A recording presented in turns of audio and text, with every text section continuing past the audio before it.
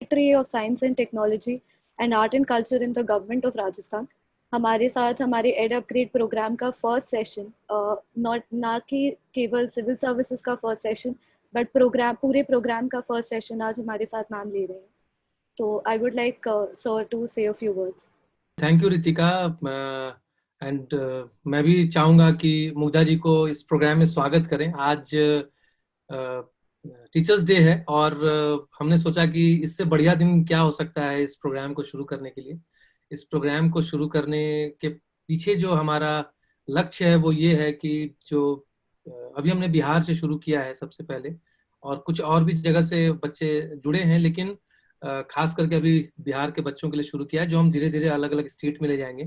तो इस कोरोना काल में जो हमने देखा कि ऑनलाइन से इतना कुछ हो सकता है, तो हमने सोचा कि क्यों ना हम लोग जो रिसोर्सेज हैं, जो हमारे साथ बच्चों को ज्ञान देने के लिए तैयार हैं, ज्ञान दान देने के लिए तैयार हैं अपनी तरफ से, उन लोगों को हम लाएं। और जो ऐसे बच्चे जो अलग अलग क्षेत्र में करियर में जाना चाहते हैं, जैसे सिविल सर्विसेज है, फिर इसके अलावा हम लोग एंटरप्रेन्योरशिप पे, मार्केटिंग पे, हायर एजुकेशन पे, लॉ पे, एग्रीकल्चर पे, बहुत सारे एरियाज हैं जो हम लोग कवर करने वाले हैं एक साल में। अलग अलग बैचेस हम चलाएंगे और ये बड़ा इंटरेस्टिंग है कि ये चीजें पहले संभव नहीं थी और आज के समय में ये संभव है। तो ये एड जस्टिस के तरफ से हम लोग शुरू कर रहे हैं। मेरा नाम संजय कुमार है और मैं एड जस्टिस का संस्थापक हूँ। एड जस्टिस की शुरुआत किया हूँ हम लोगों ने 2 साल पहले हम लोगों ने एड जस्टिस की शुरुआत की है। और एड जस्टिस बहुत तरीके से काम कर रहा है बिहार में, और खास करके हम लोग जो है ज्ञान दान का आंदोलन चला रहे हैं, जिसमें कि हम लोग मेंटरिंग क्लासेस कराते हैं बच्चों के लिए जो स्कूल के बच्चे हैं। अब हम लोग पहली बार कॉलेज के बच्चों के साथ काम शुरू कर रहे हैं एड अपग्रेड के माध्यम से। इसके अलावा हम लोग ग्रुप क्लासेस करते हैं, वर्चुअल क्लासेस करते हैं बच्चों के लिए। ये हम लोग ऑनलाइन जो है ये पहले से चल रहा है। और मेंटरिंग क्लास में भी आप जानकर आश्चर्यचकित होंगे कि देश विदेश के लोग जो हैं बिहार के बच्चों को जो सरकारी स्कूल में पढ़ रहे हैं उनको मेंटरिंग कर रहे हैं।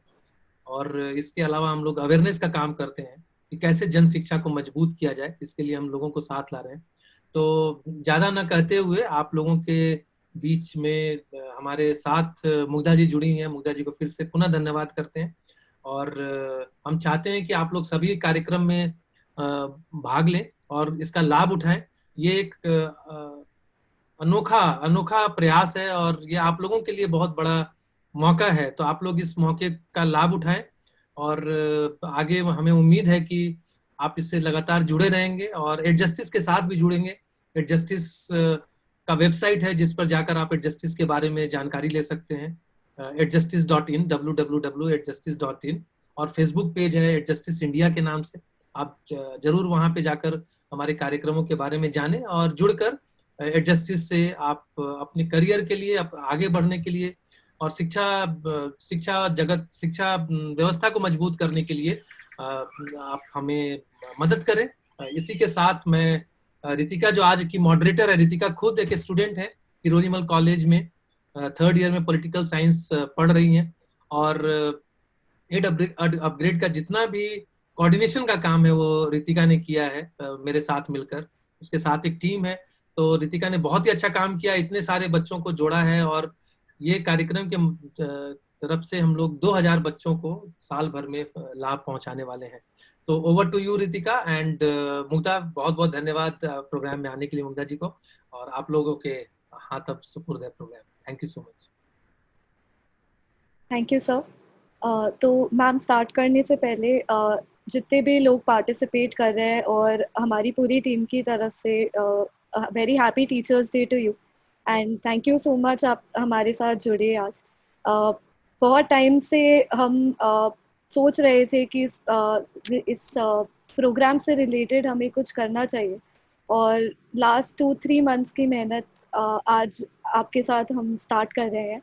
तो आपसे कुछ बेसिक क्वेश्चंस पूछने हैं आपकी करियर के बारे में और आपकी जर्नी के बारे में, और उसके बाद हम आपसे ऑडियंस और जितने भी पार्टिसिपेंट्स हैं उनके सवाल हम पूछेंगे। तो स्टार्ट करते हुए आप अपनी थोड़ी करियर और पढ़ाई की जर्नी के बारे में हमें बताइए। आपकी जर्नी कैसी थी और आप कैसे यूपीएससी के लिए आपने तैयार करा? Thank you Ritika ji and thank you Sanjay ji, आपने इस कार्यक्रम में मुझे बुलाया और इस कार्यक्रम की शुरुआत आज आप जो हैं वो टीचर्स डे पे कर रहे हैं। तो सभी जो हमारे बच्चे आज जुड़े हैं, संजय को भी और रितिका को भी और सभी जो हमारे पार्टिसिपेंट्स हैं उन सभी को हैप्पी टीचर्स डे। मुझे ऐसा लगता है मेरी माँ के बाद ज़िंदगी से सबसे ज़्यादा सीखने का मुझे मौका मिला है। तो मुझे लगता है वही जो मैंने ज़िंदगी से सीखा है वही मैं आप लोगों के साथ आज शेयर भी करूँगी, because life is the biggest teacher जैसे कहते हैं। तो रितिका, आपने मुझसे पूछा है मेरी पढ़ाई के बारे में, मेरी जर्नी के बारे में। तो मेरे फादर ट्रांसफरेबल जॉब में थे, तो मैं बहुत जगह बचपन में काफ़ी जगह पढ़ी हूँ स्कूल्स में, और फिर मैं कॉलेज आई दिल्ली लेडी श्री राम कॉलेज में, मैंने हिस्ट्री ऑनर्स किया।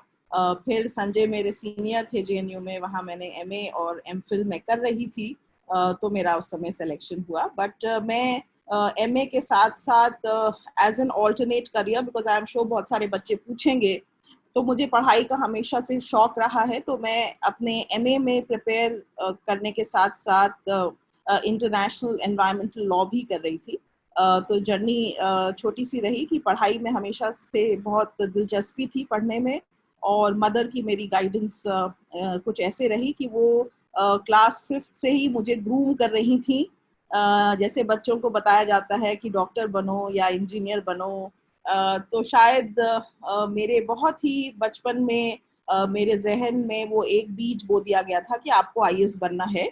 शायद उस समय मुझे वो आईएएस का क्या मीनिंग होता है, वो रोल क्या होता है, बहुत ज़्यादा नहीं पता था। बट फिर कुछ इस तरह से एक बार जब आप यूनिवर्स में ये बात कह देते हो, तो कहीं ना कहीं वो पूरा यूनिवर्स आपकी इच्छा को पूरा करने में कंस्पायर करने लग जाता है। और फिर जब पूरा आपके साथ पढ़ने वाले बच्चे और समाज जो हैं आपके अकाउंटेबिलिटी पार्टनर्स बन जाते हैं, तो फिर आप को मेहनत करनी पड़ती है, और आप मेहनत करते हो और फिर अपना गोल अचीव करते हो। तो मेरी जर्नी कुछ इस तरह से रही। हालांकि ये ज़रूर है कि क्योंकि मुझे अपने स्कूल में पता था कि मैं एक छोटे से शहर से बड़े शहर में कॉलेज, बड़े एक्सपोजर के लिए मुझे दिल्ली जाना था, ये मुझे पता था। इसलिए मेरे मदर ने मुझे प्रोत्साहित किया कि अगर अच्छे नंबर आएंगे तभी आपका एडमिशन हो पाएगा। तो वो एक फोकस ज़रूर था। तो हार्ड वर्क के साथ स्मार्ट वर्क भी ज़रूरी होता है, जैसा कि हम आगे डिस्कस करेंगे। तो स्ट्रैटेजिकली क्या पढ़ना है क्या नहीं, तो उसी हिसाब से मैंने सोच के 10th में ह्यूमैनिटीज लिया था, जबकि मेरे नंबर्स अच्छे थे और मेरा एडमिशन साइंस में हो गया था। उसी चीज को ध्यान में रखते मैंने जो है हिस्ट्री ऑनर्स किया एलएसआर से, ताकि आगे मैं हिस्ट्री को अपना एक सब्जेक्ट यूपीएससी में बना सकूं। Okay, thank you for answering the question ma'am. आपकी ये जर्नी छोटे टाउन से शुरू हुई और आप दिल्ली जैसे शहर में जाके आपने यूपीएससी की प्रिपरेशन करी। यहाँ पे सारे स्टूडेंट्स जो हैं बिहार के हैं, सबको बहुत अच्छा लगा ये सुन के। आई एम श्योर कि आप भी उन्हीं ऐसे ही छोटे शहर से आए और आप दिल्ली जाके आपने अपनी पढ़ाई करी। तो मैम, आप आईएएस ऑफिसर है, तो किसी भी करियर में कई तरह की चुनौतियां फेस तो करी जाती है। ऐसी कौन सी चुनौतियां थी जो आपने फेस करी जब आप आईएएस ऑफिसर बनी, या आईएएस ऑफिसर की बनने की तैयारी में आपने चुनौतियां जो फेस करी? एक्चुअली मैंने कोई कोचिंग नहीं ली थी, बिकॉज मैं पढ़ रही थी एमए में, और क्योंकि संजय मेरे सीनियर रहे हैं कॉलेज में, तो ये वाउच भी कर सकते हैं कि मैंने कॉलेज का भी पूरा लुत्फ उठाया। पढ़ाई में भी मैं सारी क्लासेस भी अटेंड करती थी। जैसा मैंने आपको बताया कि मैं एनवायरमेंटल लॉ भी कर रही थी, जिसके लिए मुझे कॉलेज से बहुत दूर जाना पड़ता था, तो मेरे पास समय नहीं था कोचिंग करने का। तो मैं अपना सब कुछ करने के बाद देर रात को पढ़ती थी, और जिसे कहते हैं ना वो मिडनाइट ऑयल बर्न करने वाला। बट मुझे ऐसा हमेशा बताया गया था कि यूपीएससी की पढ़ाई केवल एक रटा मारना या कुछ लर्न कर लेना नहीं है, वो एक पर्सनालिटी डेवलप करना भी है। बिकॉज अल्टीमेटली आपको जो है जॉब में आपकी राउंडेड पर्सनालिटी ही काम आने वाली है, और इंटरव्यू में भी यही चीज जो है बोर्ड देखता है। तो मुझे ऐसा लगा कि मुझे कॉलेज के जो इम्पोर्टेंट पल हैं वो जिंदगी में दोबारा लौट के नहीं आते, तो एक बैलेंस मेंटेन करके कितना पढ़ना है, क्योंकि बहुत लोग कहते हैं मैंने 20 घंटे पढ़ा, है ना। और कॉलेज की पढ़ाई भी उतनी ही जरूरी होती है, बिकॉज जिंदगी में जो आप कॉलेज में पढ़ रहे हो वो कहीं ना कहीं आपके फीड कर रहा है आपके यूपीएससी के चीज में। जरूरी नहीं है सब्जेक्ट वही हो, बट एक एक्सचेंज जो है, एजुकेशन एक्सचेंज, वो आपके माइंड को बनाने में, वो आपके क्वेश्चनिंग एटीट्यूड को बनाने में, वो प्रॉस एंड कॉन्स जो है, वो नजरिए के दोनों पहलू से देखने के लिए बहुत जरूरी होता है। तो चैलेंजेस केवल इतना थे कि समय, टाइम मैनेजमेंट वो बहुत जरूरी होता है, क्योंकि यूपीएससी का सिलेबस होता है एवरीथिंग अंडर द सन, मतलब कुछ भी आ सकता है, कुछ भी पूछा जा सकता है। करंट अफेयर्स के साथ आपको जो है रूबरू होना बहुत जरूरी है। और यूपीएससी की पढ़ाई कोई अगर आपको यूपीएससी 2020 में देना है तो उसका ये मतलब नहीं है कि आप यूपीएससी की पढ़ाई 2019 में शुरू करो और आप क्लियर कर लोगे। हो सकता है आप क्लियर कर लो, बट यूपीएससी के बाद जो आपका चैलेंज शुरू होता है एक अच्छे ऑफिसर बनने का, वो आपको, अगर आपके मन में आपने कब जब डिसाइड किया है तब से आपकी प्रिपरेशन शुरू हो जानी चाहिए, है ना। क्योंकि ऑफिसर बन जाने के बाद असली टेस्ट शुरू होता है ना।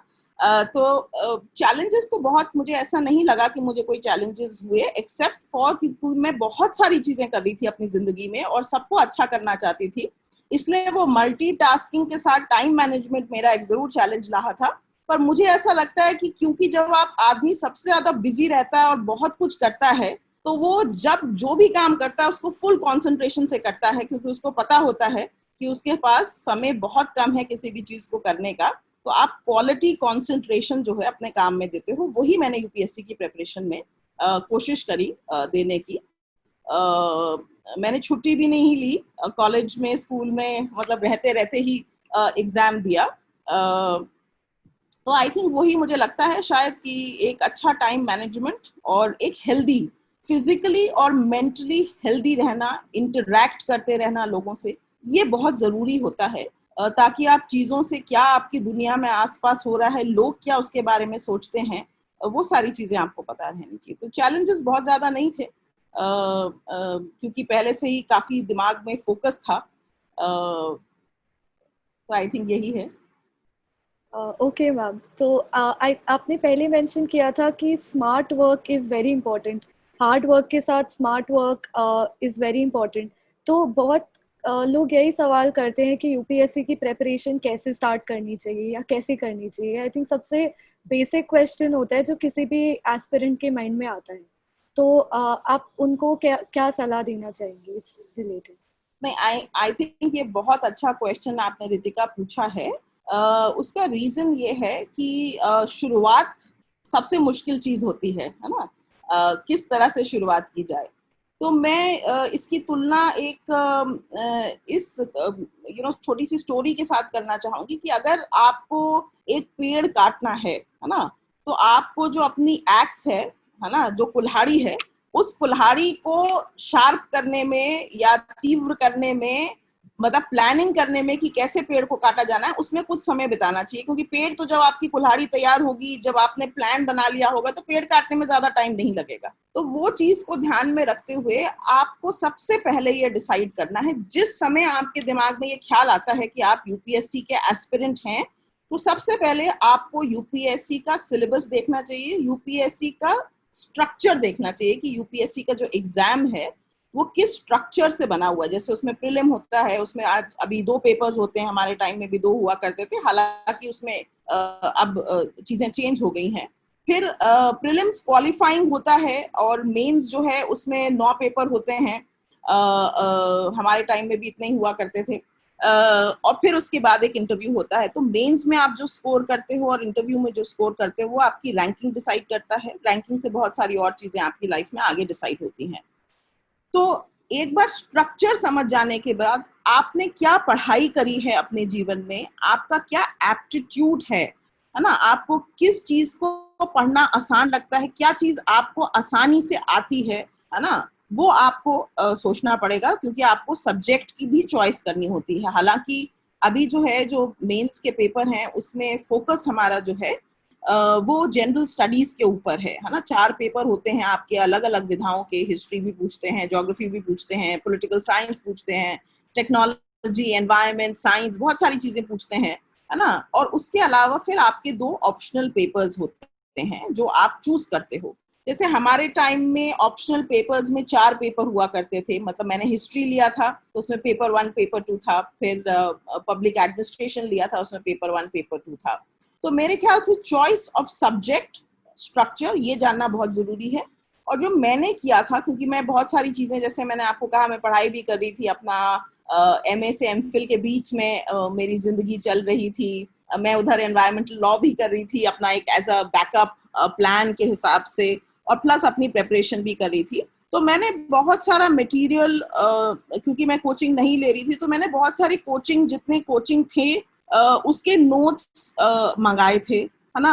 तो मैंने स्ट्रक्चर बहुत तैयार किया था कि क्या मेरा स्ट्रॉन्ग पॉइंट है, क्या मेरा वीक पॉइंट है, किस पे मैं कितना समय डिवोट करना चाहती हूँ। और मुझे टाइम टेबल बनाना बहुत पसंद है, और उस टाइम टेबल को अचीव करना बहुत पसंद है। तो मैं डेली बेसिस पे, क्योंकि मैं कॉलेज के बाद पढ़ाई शुरू करती थी, यूजुअली आफ्टर डिनर मेरी पढ़ाई शुरू होती थी, तो मैं कोशिश करती थी कि मेरा टाइम टेबल इस तरह से हो कि मैं 3 घंटा 4 घंटा जो भी है मेरा फुल कैपेसिटी वाला, उसमें मैं जो करना चाहती हूँ उस दिन का, उसको मैं पूरा करूँ। बिकॉज दिन आपके लिमिटेड होते हैं, प्रिपरेशन में बहुत कुछ आपको करना होता है।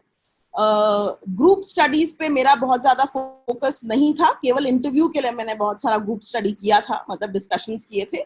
बट वैसे मैंने अपना स्टडी जो है फोकस होके किया था। प्लस जो आपने ग्रेजुएशन में पढ़ा था, क्योंकि मैंने हिस्ट्री ऑनर्स किया था, तो 3 साल मैंने हिस्ट्री ही पढ़ा था। तो मैंने अपने जो सारे नोट्स थे हिस्ट्री के, और जो पूरी पढ़ाई उस समय करी थी, उसको संजो के अपने दिमाग में भी और अपने नोट्स में भी रखी थी। तो वो मेरे लिए बहुत रेडी रेफरेंस का काम करता था। तो मेरा फोकस जो था, क्योंकि हिस्ट्री लगभग मैंने अभी नया नया पढ़ा था और पब्लिक एडमिनिस्ट्रेशन मेरे लिए नया सब्जेक्ट था, तो मैंने फोकस अपना उस तरह से शिफ्ट किया था कि मेरा कंसंट्रेशन पब्लिक एडमिनिस्ट्रेशन को करने में था। प्लस आई थिंक जो चीजें आपके लिए टफ होती हैं, जो आप भूल सकते हो, या जो कॉन्सेप्ट्स आपको क्लियर नहीं होते हैं, उन पे आपको उसी चीज को लेके कई जर्नल्स में आपको पढ़ना चाहिए। बिकॉज विविध जो नॉलेज है वो केवल एक टेक्स्ट बुक से नहीं आ सकती। तो आई थिंक JNU में फायदा ये था कि आपको बहुत अच्छी लाइब्रेरी थी, और आप बहुत अच्छी लाइब्रेरी में बहुत अच्छा कुछ रेफरेंस कर सकते थे, है ना। तो वो शायद पब्लिक एडमिनिस्ट्रेशन में मुझे बहुत काम आया, क्योंकि मेरे उसमें मार्क्स भी बहुत अच्छे थे। और ऐसे लिखने में जितना आप जर्नल्स पढ़ते हो, जितनी आप किताबें पढ़ते हो, उससे आपका दिमाग खुलता है। और ये चीज केवल आप 1 साल में नहीं कर सकते, ये आपको अपनी हैबिट में डेवलप करना पड़ेगा कि आपको डिफरेंट फिक्शन, नॉन फिक्शन, क्योंकि उससे लेखनी सुधरती है आपकी, ऐसे में आपका लेखनी बहुत मैटर करती है। शॉर्ट में कैसे लिखना है चीजों को, ब्रेविटी जिसे कहते हैं, उन सब पे आपको फोकस करने की बहुत जरूरत है। अगर आप बहुत ज्यादा लिखते नहीं हैं, क्योंकि मेंस का पूरा फोकस जो है आपका लिखने पे होता है, तो टाइम मैनेजमेंट भी जरूरी है, क्योंकि 2 घंटे के और 3 घंटे के पेपर होते हैं। प्रीलिम्स में अभी 2 घंटे के होते हैं और मेंस में 3 घंटे के होते हैं। तो आप पूरा अपना पेपर कंप्लीट कर सको। तो ये सारी चीजें जिंदगी का पार्ट बन जानी चाहिए, ठीक उसी तरह से जिस तरह से आप सांस लेते हो। जब आप सांस लेते हो तो आपको महसूस भी नहीं होता कि जिंदगी को जीने के लिए आप सांस ले रहे हो, है ना। तो UPSC की पढ़ाई करने के लिए जो भी आप UPSC के लिए नहीं भी कर रहे हो, है ना, तो वो भी आपको इतने ही एफर्टलेसली करना है, क्योंकि जो भी आप जिंदगी जिस भी तरह से जी रहे हो, वो सब आपको जो है आपकी पर्सनालिटी को डेवलप कर रही है। तो बहुत ही पॉजिटिव फ्रेम में, फोकस्ड फ्रेम में, और स्ट्रेटेजाइज करके, अपनी वीकनेसेस को समझ के, उन पे ज्यादा फोकस करके, ज्यादा मेहनत उन चीजों पे करके, आई थिंक आप सफलतापूर्वक जो है UPSC का एग्जाम कर सकते हैं। बहुत डिफिकल्ट एग्जाम नहीं है, मैं इसलिए नहीं कह रही हूँ क्योंकि मैंने किया है, बट मैं देख रही हूँ कि आजकल फोकस जो है वो UPSC का आप अच्छे प्रशासक बन सकते हैं या नहीं उस पे है। और इसलिए मैं देख रही हूँ कि बहुत सारे लोगों को जो है वो इंटरव्यूज में बहुत अच्छे नंबर मिल रहे हैं, बिकॉज वो उनका फोकस जो है वो बहुत क्लैरिटी उनके दिमाग में है। तो थिंकिंग की क्लैरिटी जो है वो पढ़ने से और लोगों से बात करने में, डिस्कशन करने पे टॉपिक्स पर, उससे डेवलप होगी। तो वो करते रहना चाहिए। Okay ma'am. तो मैम आपने मेंशन किया था कि आपने अपने एग्जाम्स स्पेशलाइजेशन में हिस्ट्री और पब्लिक एडमिनिस्ट्रेशन चूज़ करा था। तो एक स्टूडेंट अगर मल्टीपल सब्जेक्ट्स के बीच में कंफ्यूज्ड हो या उनको क्लैरिटी नहीं आ रही हो कि उनका बेस्ट सब्जेक्ट क्या हो सकता है प्रेपरेशन वाइज एंड एक्सपर्टीज के पर्सपेक्टिव से, तो वो कैसे चूज कर सकते हैं अपना subject for the exam? Okay, it's a good question I would say. तो देखो, सब्जेक्ट चूज करने में आपको आपका एजुकेशनल बैकग्राउंड क्या रहा है, आपने क्या पढ़ाई अभी तक करी है ना, क्योंकि आप 21 साल में एग्जाम दे सकते हो, तो 21 साल में मैं एक्सपेक्ट करती हूँ कि आपने कम से कम ग्रेजुएशन पूरा किया होगा, बिकॉज वो मिनिमम एलिजिबिलिटी क्राइटेरिया है आपका एग्जाम देने के लिए। तो आपने ग्रेजुएशन में क्या पढ़ाई करी, क्या वो पढ़ाई आपने जबरदस्ती अपने पेरेंट्स के कहने पे करी, तो आपका मन उसमें नहीं लगता होगा, तो आपको नया सब्जेक्ट चूज करना पड़ेगा, है ना। बट अगर वो पढ़ाई जैसे मैंने चूज करी कि मुझे हिस्ट्री से प्यार था और मुझे हिस्ट्री अच्छी लगती थी, तो मैंने हिस्ट्री लिया और वो यूपीएससी का भी एक सब्जेक्ट था। तो यूपीएससी में खूबसूरती ये है कि वो सब हमारे जो इंक्लूसिव है, बड़ा कहने का मतलब ये है कि चाहे आपने पढ़ाई गांव में करी हो, चाहे शहर में करी हो, चाहे सरकारी स्कूल में करी हो, चाहे वो कॉन्वेंट में करी हो, चाहे आपने संस्कृत से करी हो, चाहे पाली से करी हो, चाहे उर्दू से करी हो, चाहे इंग्लिश से करी हो, है ना, आपको बहुत कंफर्ट देता है। चाहे आपने मैथ्स में करी हो, है ना, चाहे आप इंजीनियरिंग आप करी हो, चाहे आपने एग्रीकल्चर में पढ़ाई करी हो, है ना, किसी भी विधा में आपने पढ़ाई करी हो, चाहे आप डॉक्टर रहे हो या लॉयर रहे हो, सब्जेक्ट्स की जो चॉइस है यूपीएससी के अंदर वो बहुत ही वास्ट है ना।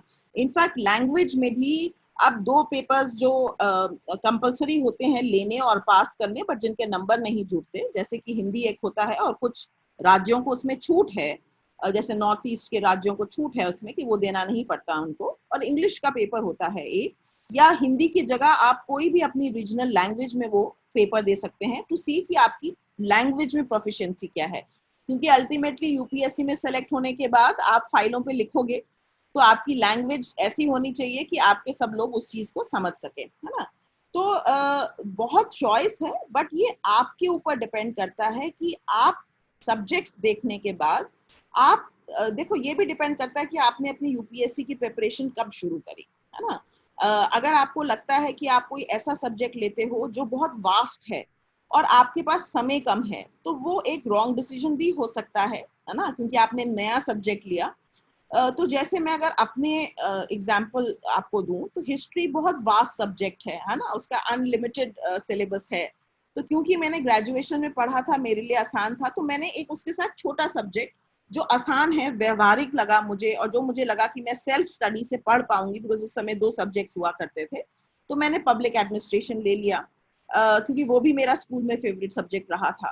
तो मैंने वो चीजें ली जिससे मैं मेंटली एंड फिजिकली कंफर्टेबल थी, जिससे मुझे लगता कि मैं अपना उद्गार जो है, जो एक्सप्रेशन है मेरा, जो मेरी उस क्रिटिकल अंडरस्टैंडिंग है उस सब्जेक्ट के बारे में, वो मैं आसानी से कर पाऊंगी, है ना। अब थोड़ी व्यवहारिक बात भी कर लेते हैं, क्योंकि मुझे लगता है कि स्टूडेंट्स के मन में ये क्वेश्चन भी होगा। बहुत सारे लोग, मेरे टाइम में भी कहा था कि मैडम ट्रेंड चल रहा है कि इस बार पब्लिक एडमिनिस्ट्रेशन लास्ट के 2 या 3 सालों से बहुत बुरा कर रहा है, तो आप पब्लिक एडमिनिस्ट्रेशन मत लो, है ना। तो ये जरूरी नहीं है। इनफैक्ट मैंने वो ट्रेंड नीचे जा रहा था, है ना, और लोगों ने मुझे कहा, तो फिर भी मैंने कहा नहीं, पर मुझे तो बहुत पसंद है, तो मैं आसान है मेरे लिए, मैं कुछ और नहीं ले सकती हूँ। और इंसिडेंटली उस समय पब्लिक एडमिनिस्ट्रेशन नीचे से एकदम बहुत ऊपर चला गया और अच्छा हो गया। तो ये ट्रेंड्स का और ये सब जो चीजें साइड में चलती रहती है, उनको ना ध्यान देके आप अपना कंफर्ट देखो। आप अपने किस सब्जेक्ट में आपको क्लैरिटी है, किस सब्जेक्ट को आप मास्टर कर सकते हो, किस सब्जेक्ट को आपको पढ़ के खुशी होती है, बिकॉज जिस चीज में आप एंथुजियास्टिक होगे, जिसको पढ़ने में आपको लगेगा नहीं कि कोई काम है, कोई बोझ है, उसमें आप ज्यादा अच्छा कर पाओगे। तो मुझे लगता है कि सब्जेक्ट का चॉइस जो है आपको अपने कंफर्ट के हिसाब से करना चाहिए। और अगर आप कोई अपनी स्ट्रीम से हटके टोटली नई सब्जेक्ट ले रहे हो, तो मेरा रिक्वेस्ट ये रहेगा कि आपको अगर 2 या 3 सब्जेक्ट्स के बीच में चॉइस करनी है, तो जो बेसिक बुक्स हैं उन सब्जेक्ट्स की, सपोज आपको एंथ्रोपोलॉजी और सोशियोलॉजी में चॉइस करनी है, तो आप एंथ्रो और सोशियो की एक एक बेसिक बुक को थोड़ा सा पढ़ें। आपको जिस सब्जेक्ट में इंटरेस्ट आए, है ना, वो सब्जेक्ट का आप चॉइस कर लें। मुझे लगता है अपना कंफर्ट मोस्ट इंपॉर्टेंट है, बिकॉज आपको एग्जाम लिखना है ना। आप गाइडेंस ले सकते हैं लोगों से, बट चॉइस आपको खुद करनी चाहिए, ताकि आप कंफर्टेबल रहें उस सब्जेक्ट में। That is very true ma'am. बहुत सारे बच्चे इधर उधर के ट्रेंड्स और इधर उधर की बातों से डीमोटिवेट होकर अपनी पसंद की चीज़ें नहीं चूज़ करते, और उसकी वजह से वो एंड में बहुत स्ट्रगल करते हैं। तो very good advice ma'am, thank you. आपने एक चीज़ मेंशन करी थी that the syllabus is everything under the sun. UPSC की प्रेपरेशन के लिए हर चीज़ आपको पढ़ना हो वो भी आपको कम लगेगी। तो अगर किसी स्टूडेंट को कम रिसोर्सेज में मैक्सिमम पढ़ाई करनी हो तो उनको किस मटेरियल, कैसे टाइप के मटेरियल पे फोकस करना चाहिए? देखो, हमारे जमाने में क्या था कि इंटरनेट में गूगल गुरु नहीं थे, बिकॉज आज बहुत सारे लोग जो टीचर्स डे मना रहे हैं वो अपने गुरुओं के बाद गूगल के भी जो है वो नमस्कार कर रहे हैं, राइट? तो वो फैसिलिटी जब मैंने एग्जाम दिया था तब 2K जनरेशन आई नहीं थी। इनफैक्ट हमारे बैच को मिलेनियम बैच कहते हैं। तो हम लोग को वो कागज से वो एक सिविल सर्विसेज क्रॉनिकलर आती थी, सिविल सर्विसेज कंपटीशन सक्सेस आती थी, हम लोग उससे सप्लीमेंट करते थे जो अपने स्कूल कॉलेज में पढ़ाया गया था। बट उस जमाने की खूबसूरती एक ये भी थी कि हम स्कूल कॉलेज में, क्योंकि कोचिंग का इतना उस समय फैलाव इतना नहीं था जितना अब हो गया है, गली गली नुक्कड़ नुक्कड़ में कोचिंग इंस्टीट्यूशंस नहीं हुआ करते थे। एक ब्रिलियंट और वाजीराव मेरे टाइम में हुआ करता था, 2, है ना? और वो भी उस समय क्योंकि हम स्टूडेंट्स थे तो हमें बड़ा एक्सपेंसिव लगता था, टाइम कंज्यूमिंग भी मुझे लगता था। तो हमने कोई कोचिंग नहीं ली, मैंने केवल वो मटेरियल जो था उस समय, मुझे ध्यान है अभी भी, उसमें एक चीज थी कि मैंने ब्रिलियंट का मटेरियल लिया था उस समय, है ना? वो शायद मेरे ख्याल से 1000-1200 रुपए का उस समय जमाने में आता था, हिस्ट्री का। तो उसमें चीज ये आती थी कि अगर आप अच्छा पढ़ाई करते हो तो उसमें बहुत आपको वो रिकॉग्नाइज करते थे, है ना? बट अभी वो थोड़ा डिफरेंट तरह से होता है, उस समय वो थोड़ा और डिफरेंट तरह से हुआ करता था। तो लाइब्रेरीज, पब्लिक लाइब्रेरीज आज भी हैं, और मैं जयपुर में भी देखती हूँ जेकेके की लाइब्रेरी में बहुत लोग पढ़ने आते हैं। महाराजा लाइब्रेरी है हमारी बहुत बड़ी जयपुर में, वॉल्ड सिटी में, वहाँ बहुत बच्चा पढ़ने आता है। तो ऐसा नहीं है कि कम रिसोर्स। देखो, ये मैं बात सबको क्लियर कर दूं क्योंकि हम बिहार में बात कर रहे हैं, और मेरा विलेज विजिट बेगूसराय और मोतिहारी में हुआ था बिहार में, तो मैंने थोड़ा बिहार का परिदृश्य देखा हुआ है। तो मैं ये कहूंगी कि देखो, अगर आपने ये फैसला कर लिया है कि आपको यूपीएससी देना है, तो आप अमीर हैं या गरीब हैं, इस पे कभी मत सोचिएगा। द विक्टिम मेंटालिटी या सेल्फ पिटी से इसको अप्रोच ही मत करिए, है ना? क्योंकि ये कोई फर्क नहीं पड़ता है कि आप अमीर हैं या गरीब हैं, आपके कम रिसोर्सेज भी हैं तो उसमें भी आप जो हैं आज की तारीख में बहुत कुछ कर सकते हैं, क्योंकि ये बहुत सारे लोगों ने करके दिखाया हुआ है ना? आपका डिटर्मिनेशन, आपका विल पावर वो बहुत इंपॉर्टेंट है, आपका फोकस बहुत इंपॉर्टेंट है ना? क्योंकि वो अर्जुन और कृष्ण का जो संवाद है महाभारत में, जिसमें अर्जुन मछली की आंख पर अपना फोकस लगा के रखता है ना? और कृष्ण जी से कहता है कि अगर सारा काम मुझे ही करना है तो आप क्या करोगे? तो कृष्ण जी उसको बहुत अच्छा जवाब देते हैं, वो कहते हैं मैं तुम्हारे लिए पानी को स्थिर बना के रखूंगा, है ना? तो सबके लिए वो कोई ना कोई कृष्ण जी है कहीं ना कहीं जो उस पानी को स्थिर बनाने की कोशिश कर रहे हैं। बट मछली की आंख पे निशाना जो है हमें ही लगाना है ना? तो उसके रिसोर्सेज उसके आगे नहीं आएंगे, केवल हमारा डिटर्मिनेशन। हम अपनी मुसीबतों से बहुत ज्यादा बड़े हैं, है ना? तो जिनके पास रिसोर्सेज नहीं है, इंटरनेट आजकल बहुत आसानी से छोटे फोन्स पे, मोबाइल पे, पब्लिक लाइब्रेरीज में, कैफेटेरियाज में आप आसानी से अप्रोच कर सकते हैं, ग्रुप स्टडीज में कर सकते हैं, सेकेंड हैंड मटेरियल खरीद करके कर सकते हैं, है ना? और अपने स्कूल कॉलेज में जब आप पढ़ रहे हो, है ना, और जो कॉरेस्पॉन्डेंस भी कर रहे हो, मैं उनको भी कहना चाहती हूँ जो घर बैठ के पढ़ रहे हो, जिनकी शादी के बाद जो एग्जाम देने की कोशिश कर रही हूँ, स्पेशली लड़कियां, बहुत सारी लड़कियां शादी के बाद एग्जाम देती हैं, मैं उन सबको कहना चाहती हूँ कि ये पॉसिबल है। क्योंकि अगर मैं बहुत सारी चीजें करके कर सकती हूँ तो आप भी अपनी लाइफ में बहुत सारी चीजें करते हुए कर सकते हैं।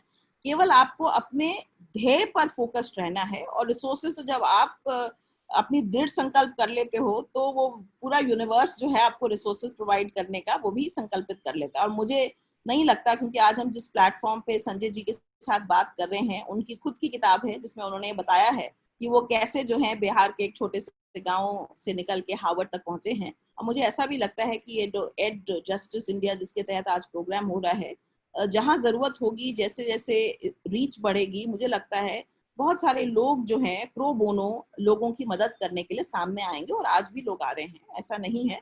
तो किसी को भी इस वजह से हताश होने की जरूरत नहीं है कि हमारे पास रिसोर्सेज नहीं है। अगर आपके पास दृढ़ संकल्प है तो वहीं से शुरू करते हैं, और फिर रिसोर्सेज तो हम इकट्ठे कर सकते हैं। रिसोर्सेज में तो ऐसी कोई इतनी मुश्किल बात नहीं है।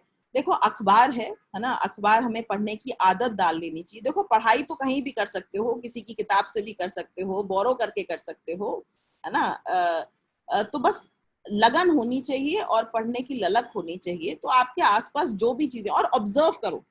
देखो मैंने देखा है जिंदगी में इंटेलिजेंट आदमी हमेशा सक्सेसफुल हो, या जिसके नंबर सबसे ज्यादा आए वो सक्सेसफुल हो, ये कोई जरूरी नहीं है। बट जो बंदा अपने चक्षु नयन, है ना, खुले रखता है, ऑब्जर्व करता है चीजों को, अपनी आसपास की चीजों को, है ना, चाहे आप गांव में हो चाहे शहर में हो।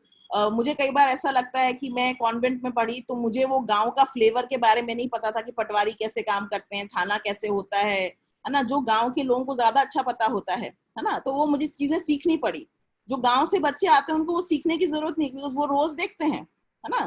तो अपने एडवांटेज और डिसएडवांटेज जो हमें लगते हैं वो दूसरे के नजरिए से अलग हो सकते हैं। तो इस चीज को हमें हमेशा ध्यान रखना चाहिए।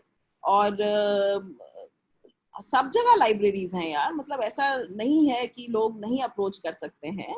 और इंटरनेट, कौन सा विषय नहीं है इंटरनेट में जो आप जिस पे पढ़ नहीं सकते हो आप, है ना। तो जितना पढ़ सकते हैं, जितना सोचो, क्रिटिकल थिंकिंग बहुत जरूरी है ना। केवल पढ़ना और रटना नहीं, है ना, उसके बारे में रिफ्लेक्ट करना, चिंतन करना, है ना, चिंता नहीं चिंतन करना, है ना, वो बहुत जरूरी है। Okay, thank you, ma'am. So one very basic question. अभी तो हम preparation और exams के बारे में बात कर रहे थे, पर जब इंटरव्यू के बारे में बात होती है तो लोगों को थोड़ा डर लगने लग जाता है कि इंटरव्यू में ग्रिल करेंगे या इंटरव्यू में हमसे पता नहीं ऐसा कुछ पूछ लेंगे जिसके लिए हमने प्रेपरेशन नहीं करी। तो as students extracurricular activities और जो एक्स्ट्रा चीज़ें होती है आउटसाइड ऑफ बुक्स, वो कितनी हेल्पफुल होती है इंटरव्यू प्रेपरेशन में, और इंटरव्यू की प्रेपरेशन में मेजॉरिटी रोल किस चीज़ का होता है? मुझे लगता है रितिका आप तो बहुत ही समझदार हो, आप सारे एकदम एकदम पिन पॉइंटेड जो रेलेवेंट क्वेश्चंस है वो सब पूछ रहे हो। आपने बहुत अच्छा रिसर्च किया है मस्त से। तो देखो रितिका, ये बहुत इंपॉर्टेंट क्वेश्चन है। ये बहुत बच्चों का जिसे कह सकते हैं प्रश्न होता है इंटरव्यू के बारे में, और मेरा भी था कि क्योंकि हमें ऐसा बताया गया था कि वहां पर साइकोलॉजिकल एक आपका एग्जामिनेशन भी हो रहा होता है। और मेरे बोर्ड में मुझे पता भी चल गया था कि कौन जो साइकोलॉजी वाला मेंबर है जो साइकोलॉजिकल क्वेश्चन पूछेगा, क्योंकि उसने मुझसे क्वेश्चन पूछा था। और वो क्वेश्चन उसने एक किताब से पूछा था जो उस समय बड़ी ही रेलेवेंट किताब हो रही थी, है ना। मुझे थोड़ा टाइम भी लगा था उसको, बट जब मेरा वो यूरेका मोमेंट हुआ और बत्ती जली तो वो सब बोर्ड एकदम नॉर्मल और अच्छा हो गया। तो मुझे इंटरव्यू के बारे में 2-3 चीजें कहनी है। एक तो इंटरव्यू को आप उसी सहजता से अप्रोच करो जिस सहजता से अपने आप जीवन को जीते हो, है ना।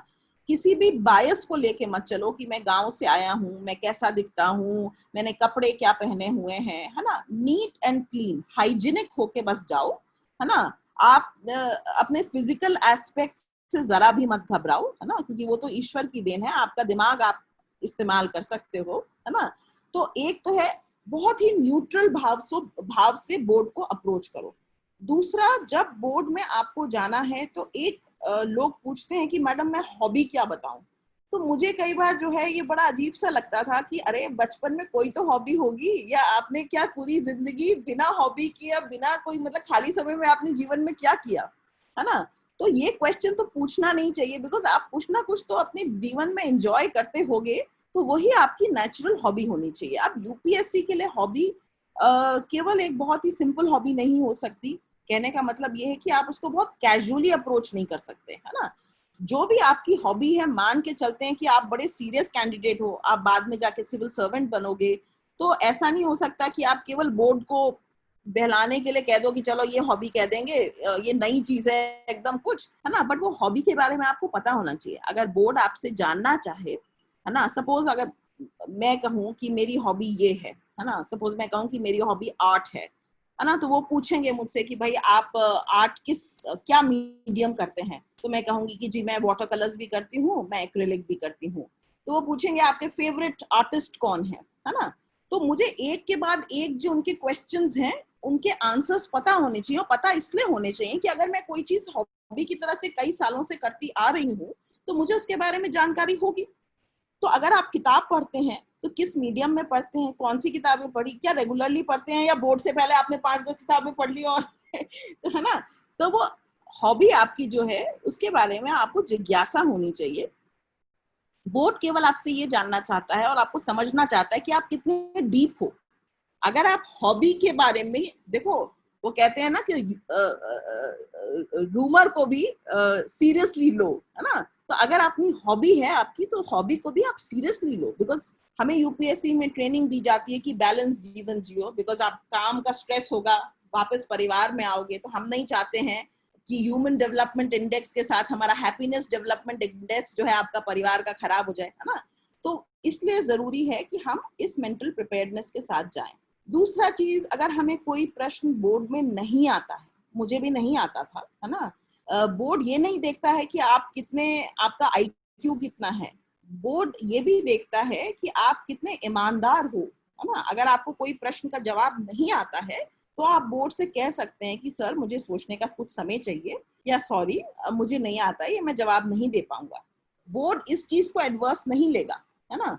बट परंतु अगर आप उसको उलझाते हैं, कोई गलत जवाब देते हैं, उसी को कन्विक्शन के साथ मान लेते हैं, है ना, तो बोर्ड उसको अदरवाइज ले सकता है। तो मेरा ये कहना है कि आप जैसे सरल सहज रूप में बोर्ड को अप्रोच करें, जो आपको आता है वो बता दो, बट इसका कतई भी ये मतलब नहीं है कि आप हाफ बेक्ड प्रिपरेशन के साथ इंटरव्यू में जाओ। अगर आप हर आंसर में ये कहोगे कि मुझे नहीं आता, सॉरी, या मुझे सोचना पड़ेगा, तो बोर्ड कहेगा no thank you, we don't have so much of time, है ना। तो आप पूरी प्रिपरेशन के साथ जाइए, जितना आपको आता है, क्योंकि हमें नहीं पता है बोर्ड हमसे क्या पूछेगा। और जैसा मैंने कहा कि यूपीएससी का सिलेबस है everything under the sun, but board आपसे ये जानना चाहता है कि आपके विषयों पर क्या विचार है ना। और विचार एक्सट्रीम नहीं हो सकते, विचार भी जिंदगी की तरह से बैलेंस्ड होने की जरूरत है ना। तो अगर आप बोर्ड से कुछ बात कहते हैं, है ना, सपोज बोर्ड आपको कहता है कि आप यूपीएससी की पढ़ाई जो है मैरिज के बाद दे रहे हैं, तो मुझे ऐसा लगता है कि आप सीरियस नहीं थे, है ना, और क्या गारंटी है कि आप इसको कर लेंगे, है ना।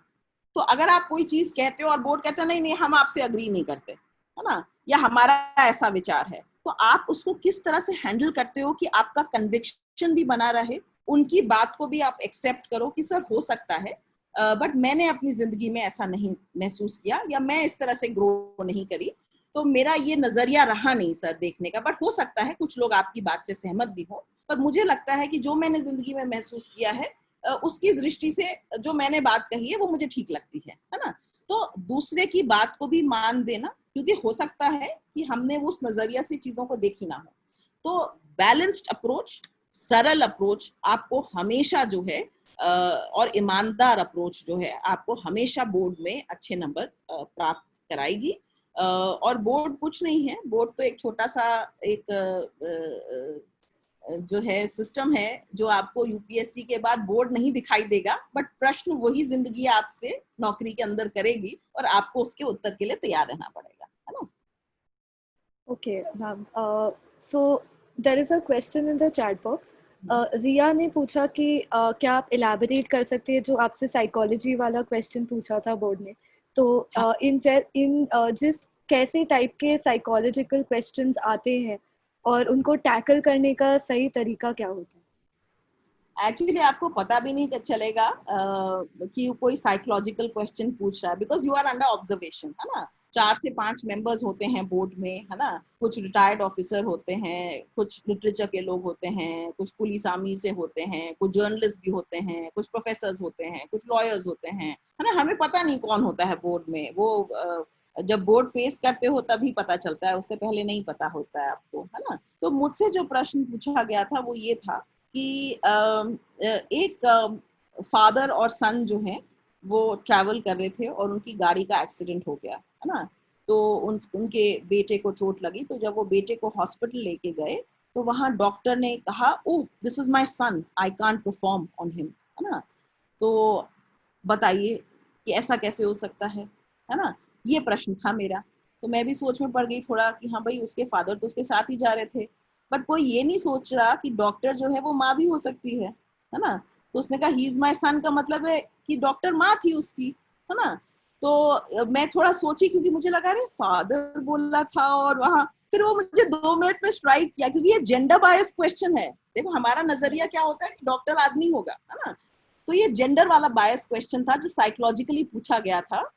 तो मैंने फिर थोड़ा सा रुक के मैंने सोचा, मैंने 1-2 बार उसको रिपीट किया, फिर मुझे याद आया अरे उसके 2 पेरेंट्स होते हैं है ना। तो वो जवाब उसका ये था।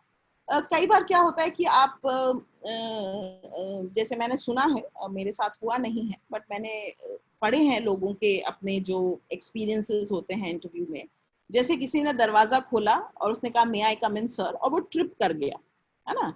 वो ट्रिप कर गया और नर्वसनेस में या जिस भी वजह से वो गिर गया, है ना, मतलब आधा गिर गया, तो उठा। तो उसके बोर्ड ने उसको कहा कि अरे आप तो पहले कदम पे ही लड़खड़ा के गिर गए जनाब, है ना। तो उसने कहा sir I fallen in good company. Presence of mind थी, उसने कहा भाई मैं अच्छे लोगों के बीच में गिरा हूँ, फॉलन इन गुड कंपनी। तो उसने अपना कॉन्फिडेंस नहीं खोया, है ना। गिर गए तो क्या हुआ, लोग गिरते हैं, अब गिर के उठ जाते हैं लोग अपनी जिंदगी में, क्या फर्क पड़ता है। बट उसने वो प्रेजेंस ऑफ माइंड रखा। तो इंटरव्यू बोर्ड में आपकी पर्सनैलिटी का जो है वो टेस्ट है ना। इसलिए मैंने शुरू में आपको, रितिका अगर ध्यान हो तो मैंने आपको ये कहा था कि यूपीएससी की पढ़ाई जो है वो 1 साल में से पहले नहीं होती, वो आपके विचार में, ख्याल में जब आता है वो तब शुरू होती है ना। और यूपीएससी में एग्जाम पास करना और अच्छा अफसर बनना, ये 2 अलग चीजें होती हैं, है ना।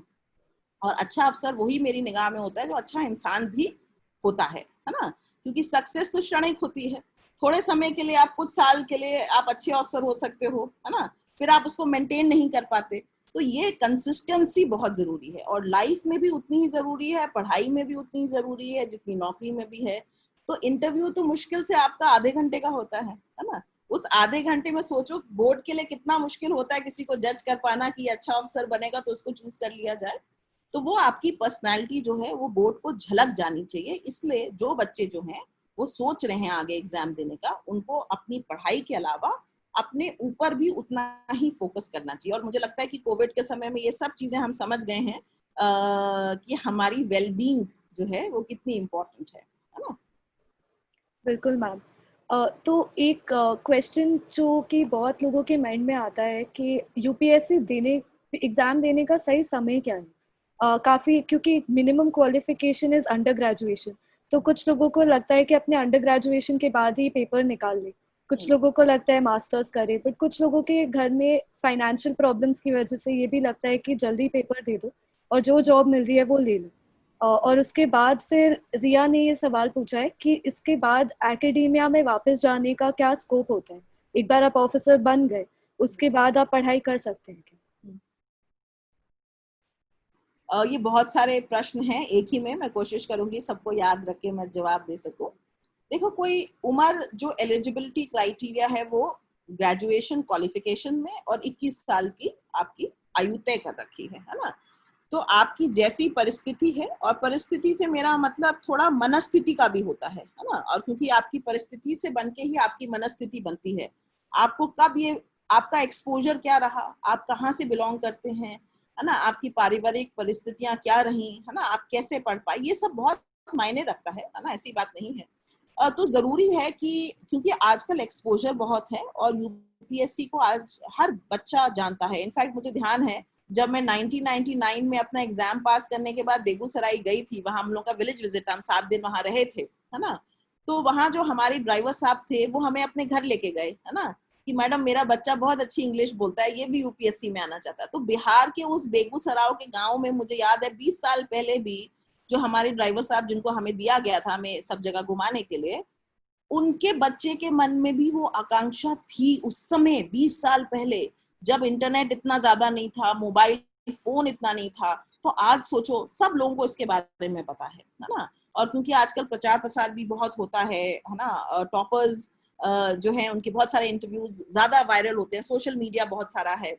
तो ये तो आपके ऊपर, आपकी परिस्थिति पर और आपकी प्रिपेयर्डनेस पर डिपेंड करेगा कि आपको ये ख्याल कब आता है कि आपको यूपीएससी देना है ना।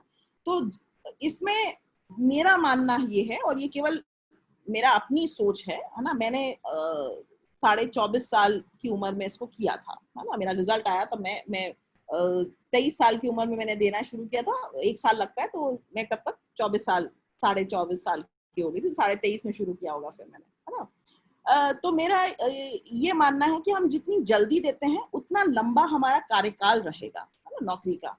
प्लस अगर हम पहली बार में सक्सेसफुल नहीं होते हैं तो हमारे पास समय रहेगा वापस से प्रिपेयर करके फिर से यंग एज में नौकरी में आने का। कि देखो, आप नौकरी में कोई आ रहे हैं, है ना, आप चाहते हो कि आपको पूरा जो नौकरी का पूरा एक्सपोजर है ना, क्योंकि ये नौकरी आपको एकदम बदल देती है एज अ इंसान, है ना, बहुत एक्सपोजर देती है, मतलब जितना आप करते हो शायद उससे ज्यादा आपको निखार देती है ये नौकरी, बिकॉज इतना अच्छा एक्सपोजर, इतना काम करने का इतना बड़ा कैनवस आपको शायद कहीं नहीं मिलता, प्राइवेट सेक्टर में भी नहीं मिलता। तो इसमें डेप्थ भी है और वाइड कैनवस भी है ना। तो वो ये जो कॉम्बिनेशन है ना, खूबसूरत कॉम्बिनेशन, और ये आपको गांव में काम करने का भी मौका मिलता है, शहर में काम करने का भी मौका मिलता है, एक स्टेट से अपने घर के स्टेट में भी काम करने का मौका मिलता है, केंद्र सरकार में भी मौका मिलता है, और बाहर विदेश में जाके भी काम करने का मौका मिलता है।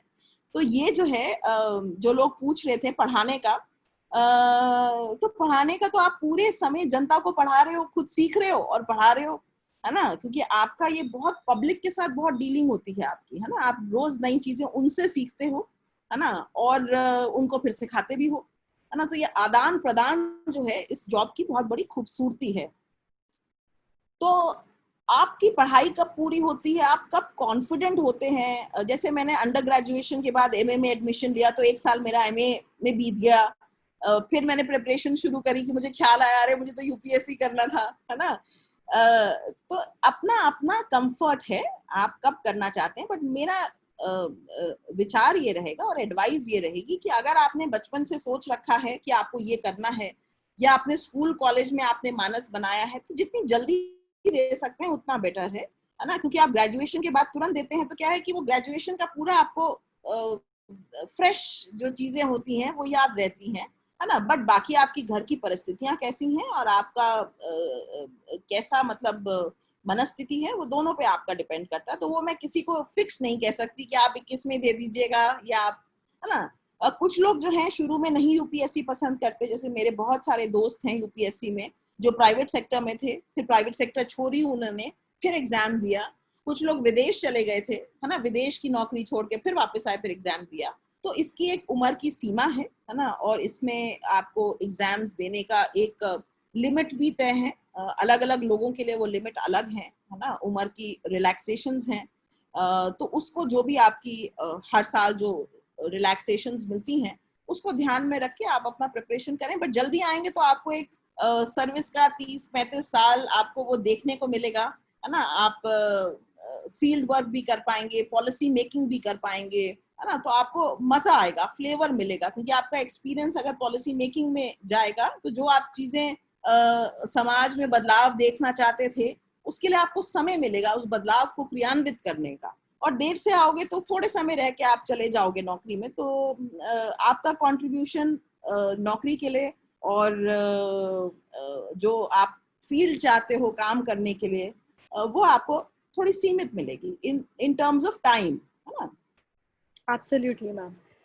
सो वन क्वेश्चन जो सबके माइंड में आता है पर कभी उनको आंसर नहीं मिल पाता, इसकी एक बार ड्यूटी स्टार्ट हो गई तो लाइफ कैसी होगी, ये लोग समझ नहीं पाते क्योंकि प्रेपरेशन तो कर लेंगे पर ऑफिसर बनने के बाद उनकी लाइफ कैसी होगी और काम कैसा होगा, कैसे लोगों से इंटरेक्शन करने को मिलेगा, ये सारी चीज़ें उन्हें नहीं पता चलती।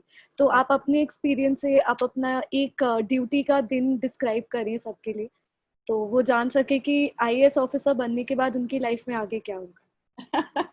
अच्छा, देखो, अगर ये क्वेश्चन आपने मुझसे जब मैंने नौकरी ज्वाइन करी थी तब पूछते तो आंसर डिफरेंट होता। और अभी पूछ रहे हो जब मेरे थोड़े बाल सफेद हो गए, आपको दिख रहे होंगे, है ना। तो मैंने जिंदगी से सीखा है, और आज टीचर्स डे है तो मैंने आपको कहा था शुरू में कि मैंने जिंदगी से जो सीखा है वही बताऊंगी आपको। तो आज के समय में थोड़ा मेरा जवाब डिफरेंट होगा, है ना, क्योंकि देखने का जिंदगी को नजरिया, है ना, वो बदला है काफी। और इस नौकरी की वजह से बहुत कुछ मैंने पाया है जो मुझे लगता है कि अगर भगवान चाहेगा तो मैं वापस उसको कोशिश तो करती हूँ हर दिन पे। तो मैं तो अपनी लाइफ जो है, देखो एक चीज मैं शुरू में बोलना चाहूंगी जो मैं मानती हूँ, है ना, कि जिंदगी को और जॉब को अलग करके नहीं देख सकते, है ना। कारण उसका ये है कि आपकी जिंदगी जो है वो, जो लोग मैथ्स पढ़ते हैं, है ना, वो एक होता है ना वेन डायग्राम, उसमें होता है यूनिवर्सल सेट और उसमें फिर दो गोले होते हैं जो बीच में ऐसे इंटरेक्ट करते हैं, है ना।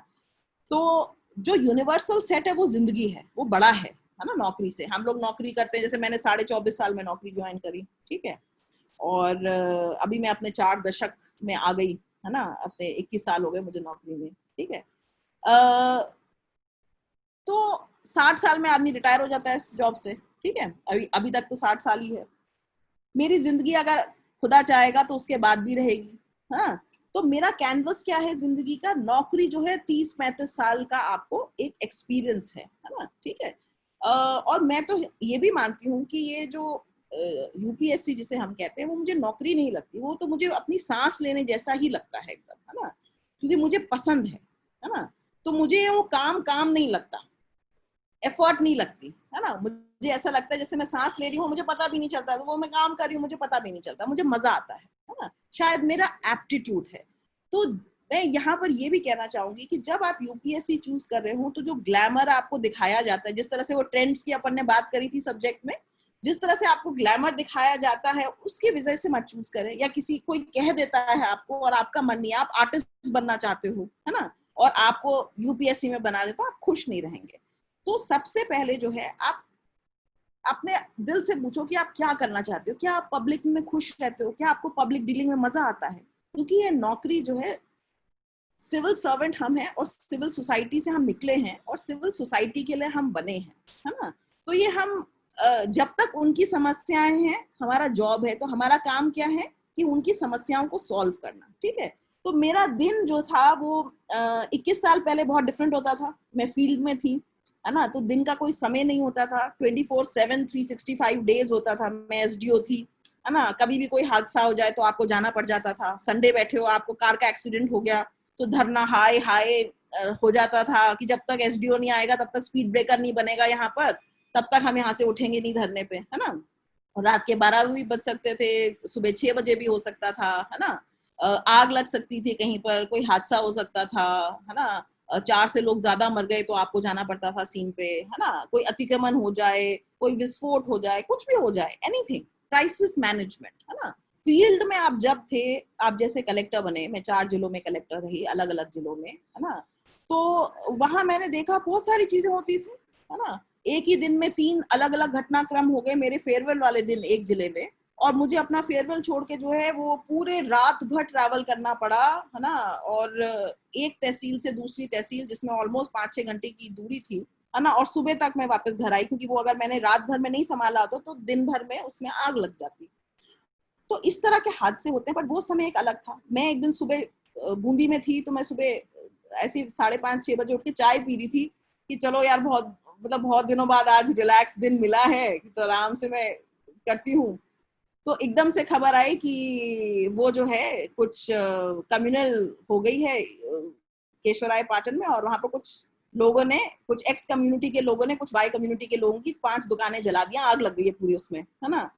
और डिविजनल कमिश्नर साहब है नहीं और एसपी साहब छुट्टी पे थे, तो मैंने बस सलवार कमीज जो पहनी हुई थी उसी पे जूते डाले और वो अपना शील्ड और बैटन गाड़ी में लिया, वो लाउड स्पीकर गाड़ी में रखवाया और हम चल पड़े, है ना। और रास्ते में सारे फोन कॉल्स और सब चीजें हम करते गए। वहां पहुंचे तो वहां फायर ब्रिगेड, ये सब रास्ते भर पूरा हम यही सब चीजें फोन करके, और वो 1.5 घंटा लगता था वहां पहुंचने में। 1.5 घंटे तक हम गए तो वो सब चीजें हो गई थी लगभग, फिर 5-6 दिन तक वो चीजें चली। तो पता नहीं होता। आज मैं सेक्रेटरी हूँ, तो आज पब्लिक से मिलती हूँ, है ना, जैसे आर्टिस्ट से मिलती हूँ। मैं सेक्रेटरी आर्ट एंड कल्चर भी हूँ, सेक्रेटरी साइंस एंड टेक्नोलॉजी भी हूँ, है ना। तो रोज नई चीजें सीखने को मिलती हैं। बट मेरा ऐसा मानना है कि जिन लोगों के लिए हम पॉलिसी बनाते हैं उन लोगों से हमें मिलना चाहिए, उनकी राय लेनी चाहिए, उनसे पूछना चाहिए, है ना। आपका इकबाल, देखो आप सेक्रेटरी तो हो सकते हो, अच्छे इंसान भी हो सकते हो, है ना, दोनों चीजें हो सकती है, पर सक्सेस के लिए क्या चाहिए आपको, है ना। सक्सेस के लिए चाहिए कि आपका एक इकबाल होना चाहिए, है ना, कि आप अपने मुंह से कोई बात कह दो और लोग कहें इन्होंने कह दिया है तो ये जरूर करेंगे, तो उससे आपको लॉ एंड ऑर्डर में बहुत फायदा मिलता है। आपको पॉलिसी जब बनती है तो उसको एक्सेप्टेबिलिटी बहुत अच्छी होती है ना। तो वो चीजें कैसे आती हैं, वो केवल एक दिन से नहीं आती हैं, 21 साल तक आपको वैसे ही रहना पड़ता है। टेम्पटेशन आते हैं, उनको आप टाटा कहते हो, है ना, आप चॉइसेस करते हो अपनी जिंदगी में, उनके कॉन्सिक्वेंसेस आप भुगतते हो, आपका ट्रांसफर हो जाता है ना, आपको हटा देते हैं कई बार। तो उन सब चीजों के लिए आपको तैयार रहना चाहिए। तो लाइफ जो है वो अप्स एंड डाउन की होती है ना। जो आप लाल बत्तियां भी नहीं है आजकल बाय द वे, है ना, क्योंकि मेरे ड्राइवर साहब ने मुझे बिहार में उस समय कहा था, मैडम वो लाल बत्ती लगती है गाड़ी में, एक बार मैं गाड़ी चलाता हूँ, मैं चाहता हूँ मेरे बेटे की गाड़ी में लाल बत्ती लगे, है ना। तो वो देखो, सुपरमैन देखी होगी, पता नहीं किसी ने बिहार में, मुझे नहीं पता, सुपर हीरो वाला कॉन्सेप्ट भी देखा होगा, मुझे नहीं पता, बट उसमें एक डायलॉग है अंग्रेजी में, मैं तर्जुमा कर दूंगी उसकी हिंदी में, बट उसमें देखो कहा गया है कि with great power comes great responsibility, है ना।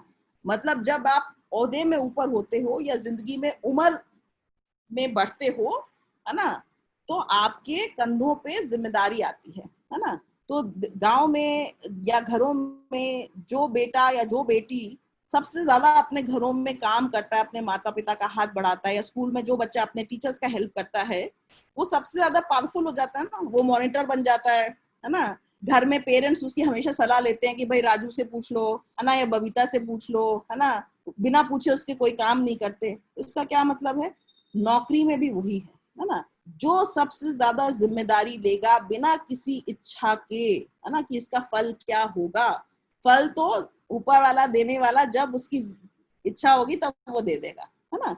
तो हमारा दिन तो बड़ा मजेदार होता है, बिकॉज मुझे बड़ा मन करता है, मैं सुबह उठती हूँ तो मेरा मन करता है कल जल्दी से 9 बजे, है ना, तो मैं अपने ऑफिस भागूं।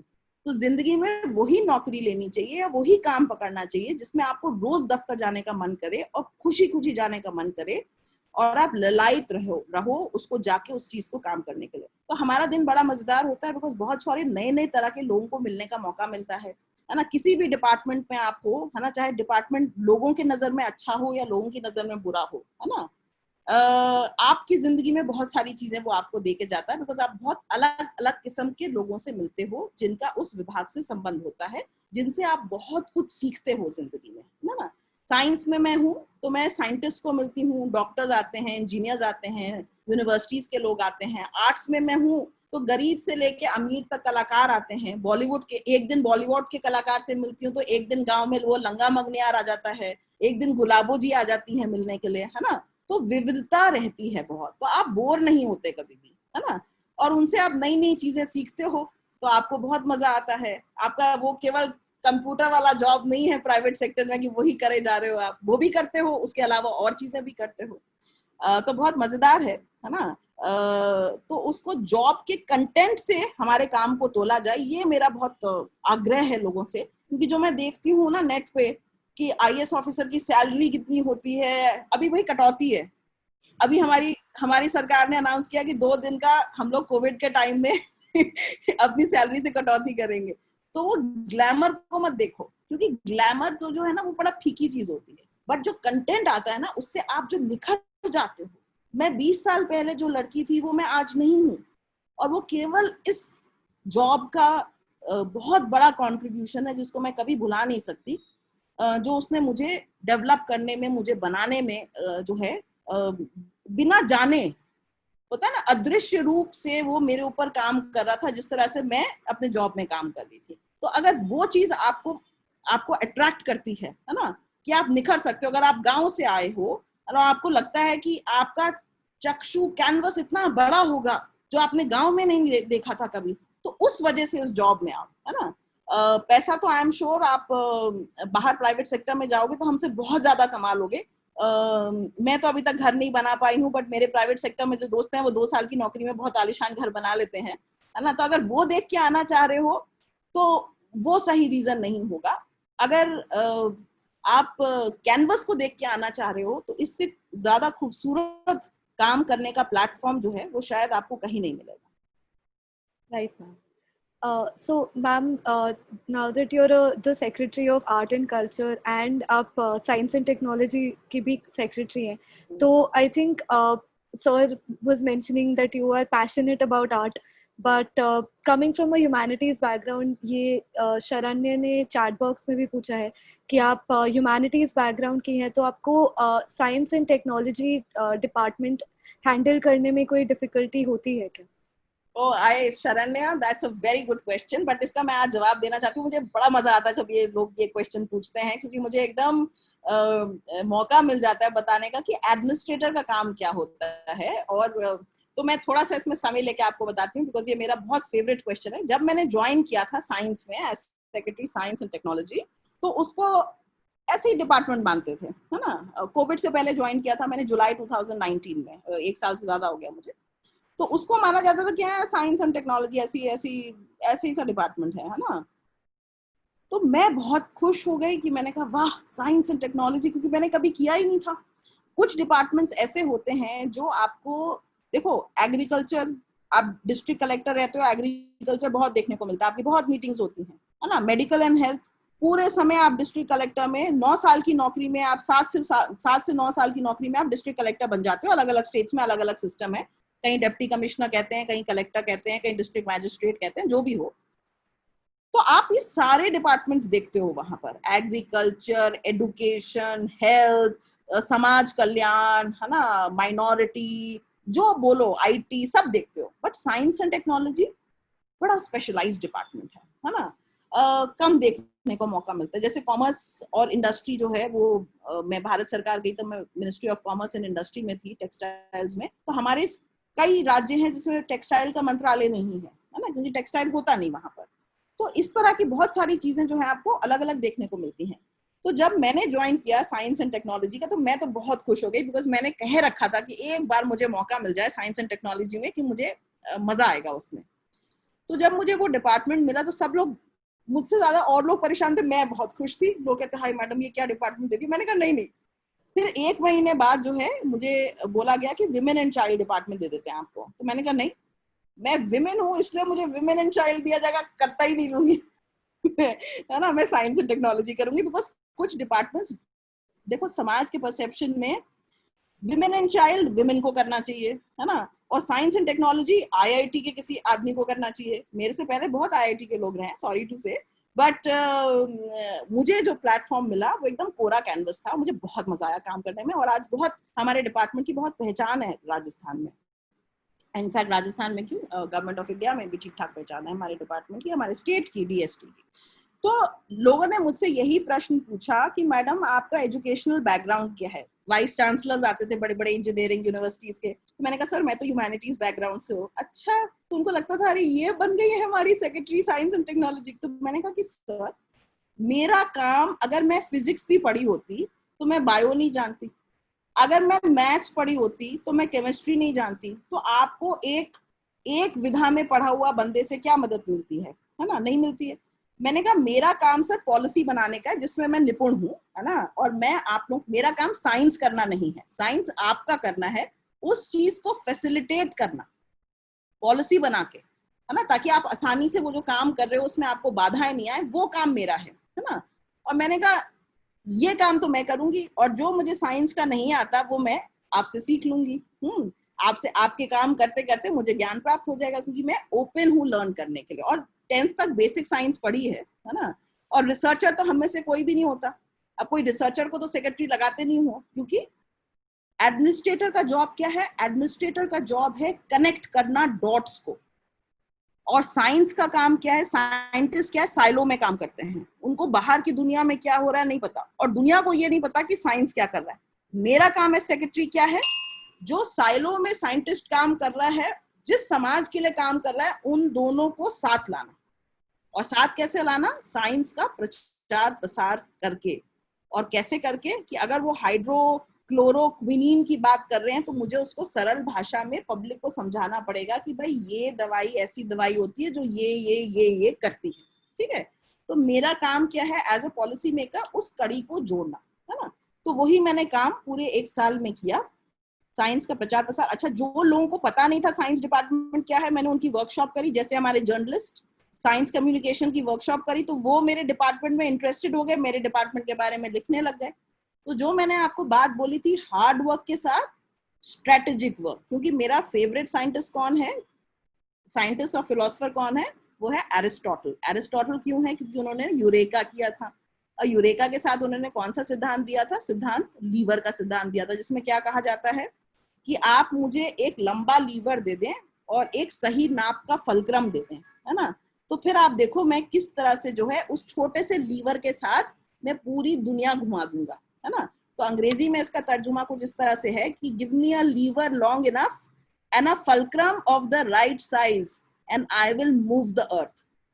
तो अभी जो लोग यूपीएससी का एग्जाम दे रहे हैं उनको यूपीएससी जो है वो क्या देता है? उनको लीवर है यूपीएससी। आपको एक प्लेटफॉर्म दिया है समाज में सारे लोगों ने, क्योंकि वो कहते हैं ना कि एक बच्चे को पालने में पूरे गांव का हाथ होता है ना। कोई अपने आप ही नहीं बच्चे पल जाते ऐसे, है ना, परिवार के साथ, माँ बाप के साथ, गुरुजन हैं, संजय जैसे लोग हैं जो दिल्ली में रह के बिहार तक कोशिश कर रहे हैं अपने लोगों को करने के लिए, तो वो पूरे समाज का योगदान होता है। तो वो पूरा समाज का आशीर्वाद से आप यहाँ तक आते हो, तो वो आपके आर्किमिडीज का लीवर है, उसका इस्तेमाल सही करो ताकि पूरी दुनिया जो है आप उसको जो है जो उसकी समस्याएं आप एज अ कॉलेज स्टूडेंट या गांव में रह के सोचते थे, वो आपके हाथ में आ गई चाबी अभी, है ना। जिस चाबी के बारे में आप सोचा करते थे वो आपके हाथ में है। तो उस चाबी को लेके आपके जो ताले हैं अपने लिए तो आपने खोल लिया, अब आपको कोशिश करनी चाहिए कि दूसरों के लिए भी वो चाबी जो आपके हाथ में आई है,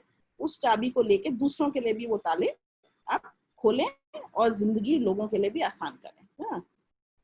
Very motivating words, ma'am, because I also come from a humanities background. और मुझे भी कई बार ऐसा लगता है कि साइंस और टेक्नोलॉजी से रिलेटेड अगर कभी भी पॉलिसी में जाना पड़े तो मैं क्या करूँगी।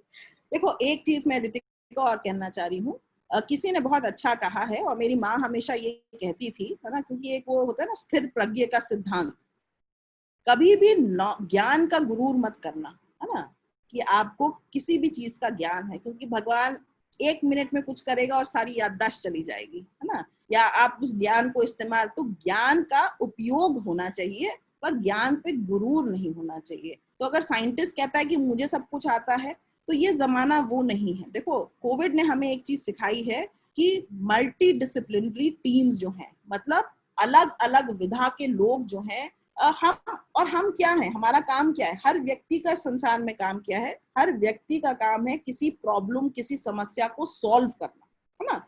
हम साइंस में कहते हैं ट्रांसलेशनल रिसर्च, कहने का मतलब है जो हर विधाओं को पार करती हुए समाज के लोगों की समस्या को सॉल्व करती है। अगर कोई ऐसी रिसर्च है जो कोई प्रॉब्लम नहीं सॉल्व करती तो वो बेकार है। वो कितनी भी महंगी रिसर्च हो, कितनी भी अच्छी रिसर्च हो, वो बेकार है जब तक वो समाज की किसी समस्या का सोल्यूशन नहीं प्रोवाइड करती, है ना।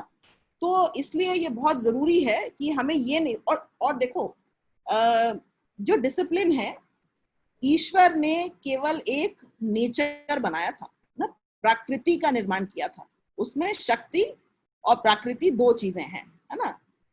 मनुष्यों ने उसको अलग अलग विधाओं में बांट दिया, बायो कर दी, फिर बायोटेक्नोलॉजी कर दी, फिर फिजिक्स कर दिया, फिर केमिस्ट्री कर दिया, है ना, फिर केमिस्ट्री में भी ऑर्गेनिक इनऑर्गेनिक कर दिया, है ना। तो ये हम लोगों ने विधाएं बनाई हैं, ये एग्जिस्ट नहीं करती हैं, ये मैन मेड है।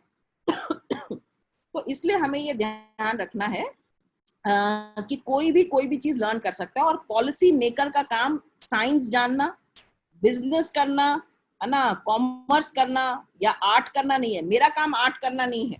अगर मैं अच्छी आर्टिस्ट हूं मगर मैं आर्ट एडमिनिस्ट्रेटर अच्छी नहीं हूं तो मेरा काम बेकार। मुझे आर्टिस्ट की मदद करने के लिए उनकी पॉलिसी बनानी है। ड्राइंग मेरा पैशन हो सकता है ना, बट ड्राइंग करना मेरा काम नहीं है कि मैं ऑफिस में बैठ के कहूँ मैं आर्ट एंड कल्चर सेक्रेटरी तो मैं चलो ड्रॉ करती हूँ। नहीं, मेरा काम है कि कोविड में परेशान कलाकारों को मैं किस तरह से मदद कर सकती हूँ, है ना। तो वो मेरा काम है। तो उसके लिए मुझे नीति बनानी है। नीति ऐसी होनी चाहिए कि वो व्यवहारिक हो, है ना।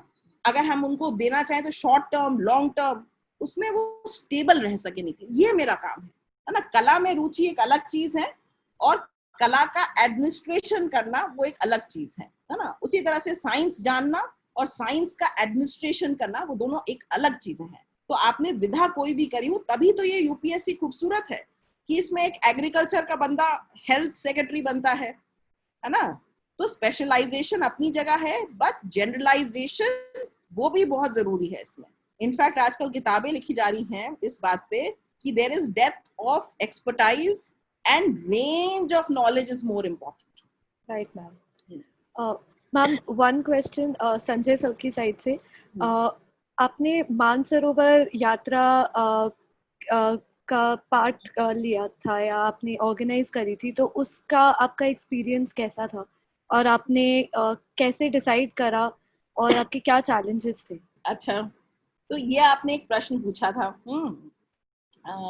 कुछ समय पहले कि एक आईएएस ऑफिसर की लाइफ कैसे होती है, तो उससे जोड़ के देखते हैं, है ना। तो देखो, मैंने अपनी लाइफ जो है वो वेन डायग्राम के हिसाब से जी है ना। जब मुझे समझ में आ गया कि मुझे कैसे जीनी चाहिए, तो मैंने ये सोचा कि जिंदगी मेरी बड़ी है और एक ही जिंदगी मिलती है, इसमें कोई रिहर्सल का मौका नहीं मिलता है ना। और मुझे अपनी लाइफ में बैलेंस बनाना इसलिए जरूरी है क्योंकि अगर मैं बैलेंस्ड होंगी, खुश होंगी अपनी लाइफ में, सेंटर्ड होंगी अपनी लाइफ में, तो मैं अपने जॉब में बहुत अच्छा काम कर पाऊंगी, है ना। तो उसके लिए जरूरी है, तो उसी के लिए हॉबीज भी जरूरी हैं। इसीलिए वो आपसे पूछते हैं इंटरव्यू में आपकी क्या हॉबी है, क्योंकि उनको पता है अगर ये बंदा या बंदी बिना हॉबी के इसमें घुस गई तो ये ज्यादा देर इसके प्रेशर को हैंडल नहीं कर पाएगा, है ना। वो जरूरी है कि आपका कुछ ना कुछ हॉबी होनी चाहिए जिंदगी में, क्योंकि अव्यवहारिक हो जाएगा। तो कुछ सालों से मेरा थोड़ा स्पिरिचुअल कोशिएंट जिसे कह सकते हैं, धीरे धीरे धीरे करके वो उसका घड़ा भर रहा था थोड़ा थोड़ा।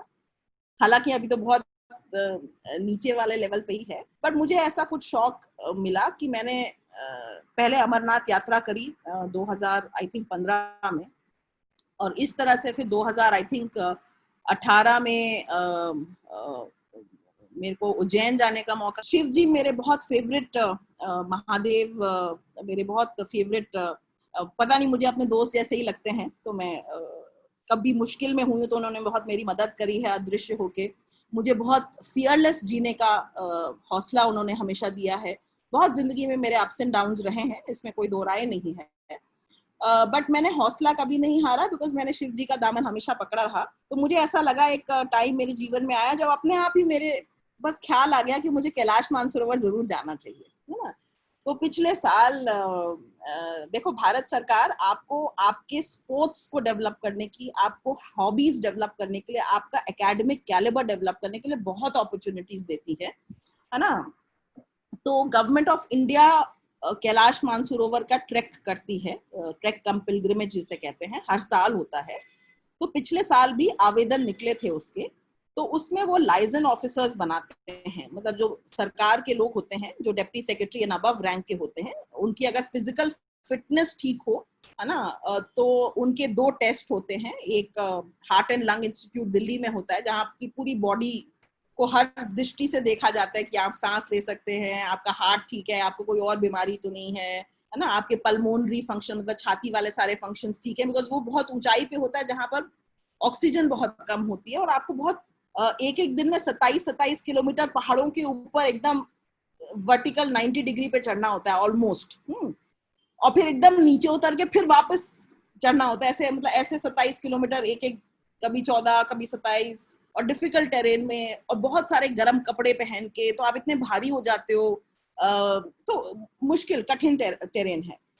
तो उसमें जो है मेरा सिलेक्शन हुआ, तो मैंने एक टेस्ट पास किया मेडिकल, फिर आईटीबीपी जो इंडो टिबेटन बॉर्डर फोर्स है, उसका एक मेडिकल टेस्ट होता है, जिसमें वो फाइनल सर्टिफिकेट देते हैं आपको कि हाँ ये फिट है और ये जा सकते हैं। फिर उसके बाद एक MEA में इंटरव्यू होता है। तो हमारे टाइम में ने और 120 आई थिंक या कुछ लोगों ने अप्लाई किया था, जिसमें 50 लोगों का शायद सिलेक्शन होना था, नहीं 50 भी और भी कम लोगों का सिलेक्शन होना था।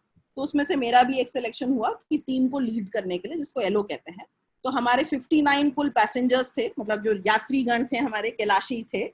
उनमें से कुछ कैलाशी ऐसे थे जिन्होंने, किसी ने 2 बार यात्रा करके, मुझसे सारे एक्सपीरियंस थे, मैं पहली बार कर रही थी और मुझसे बाकी सब एक्सपीरियंस थे, क्योंकि हम लिपू लेक पास है, उत्तराखंड से हम जाते हैं पैदल चलते हुए, और हम लिपू लेक पास है जो भारत और चीन के बीच की बाउंड्री है, उसमें ऊपर हम चढ़ते हैं और फिर नीचे जो उनका TAR रीजन उसको कहते हैं, तिब्बत एडमिनिस्ट्रेटेड रीजन जिसे कहते हैं, वहां हम जाते हैं। फिर वहां से हम कैलाश चाइना में पड़ता है, मानसरोवर कैलाश दोनों।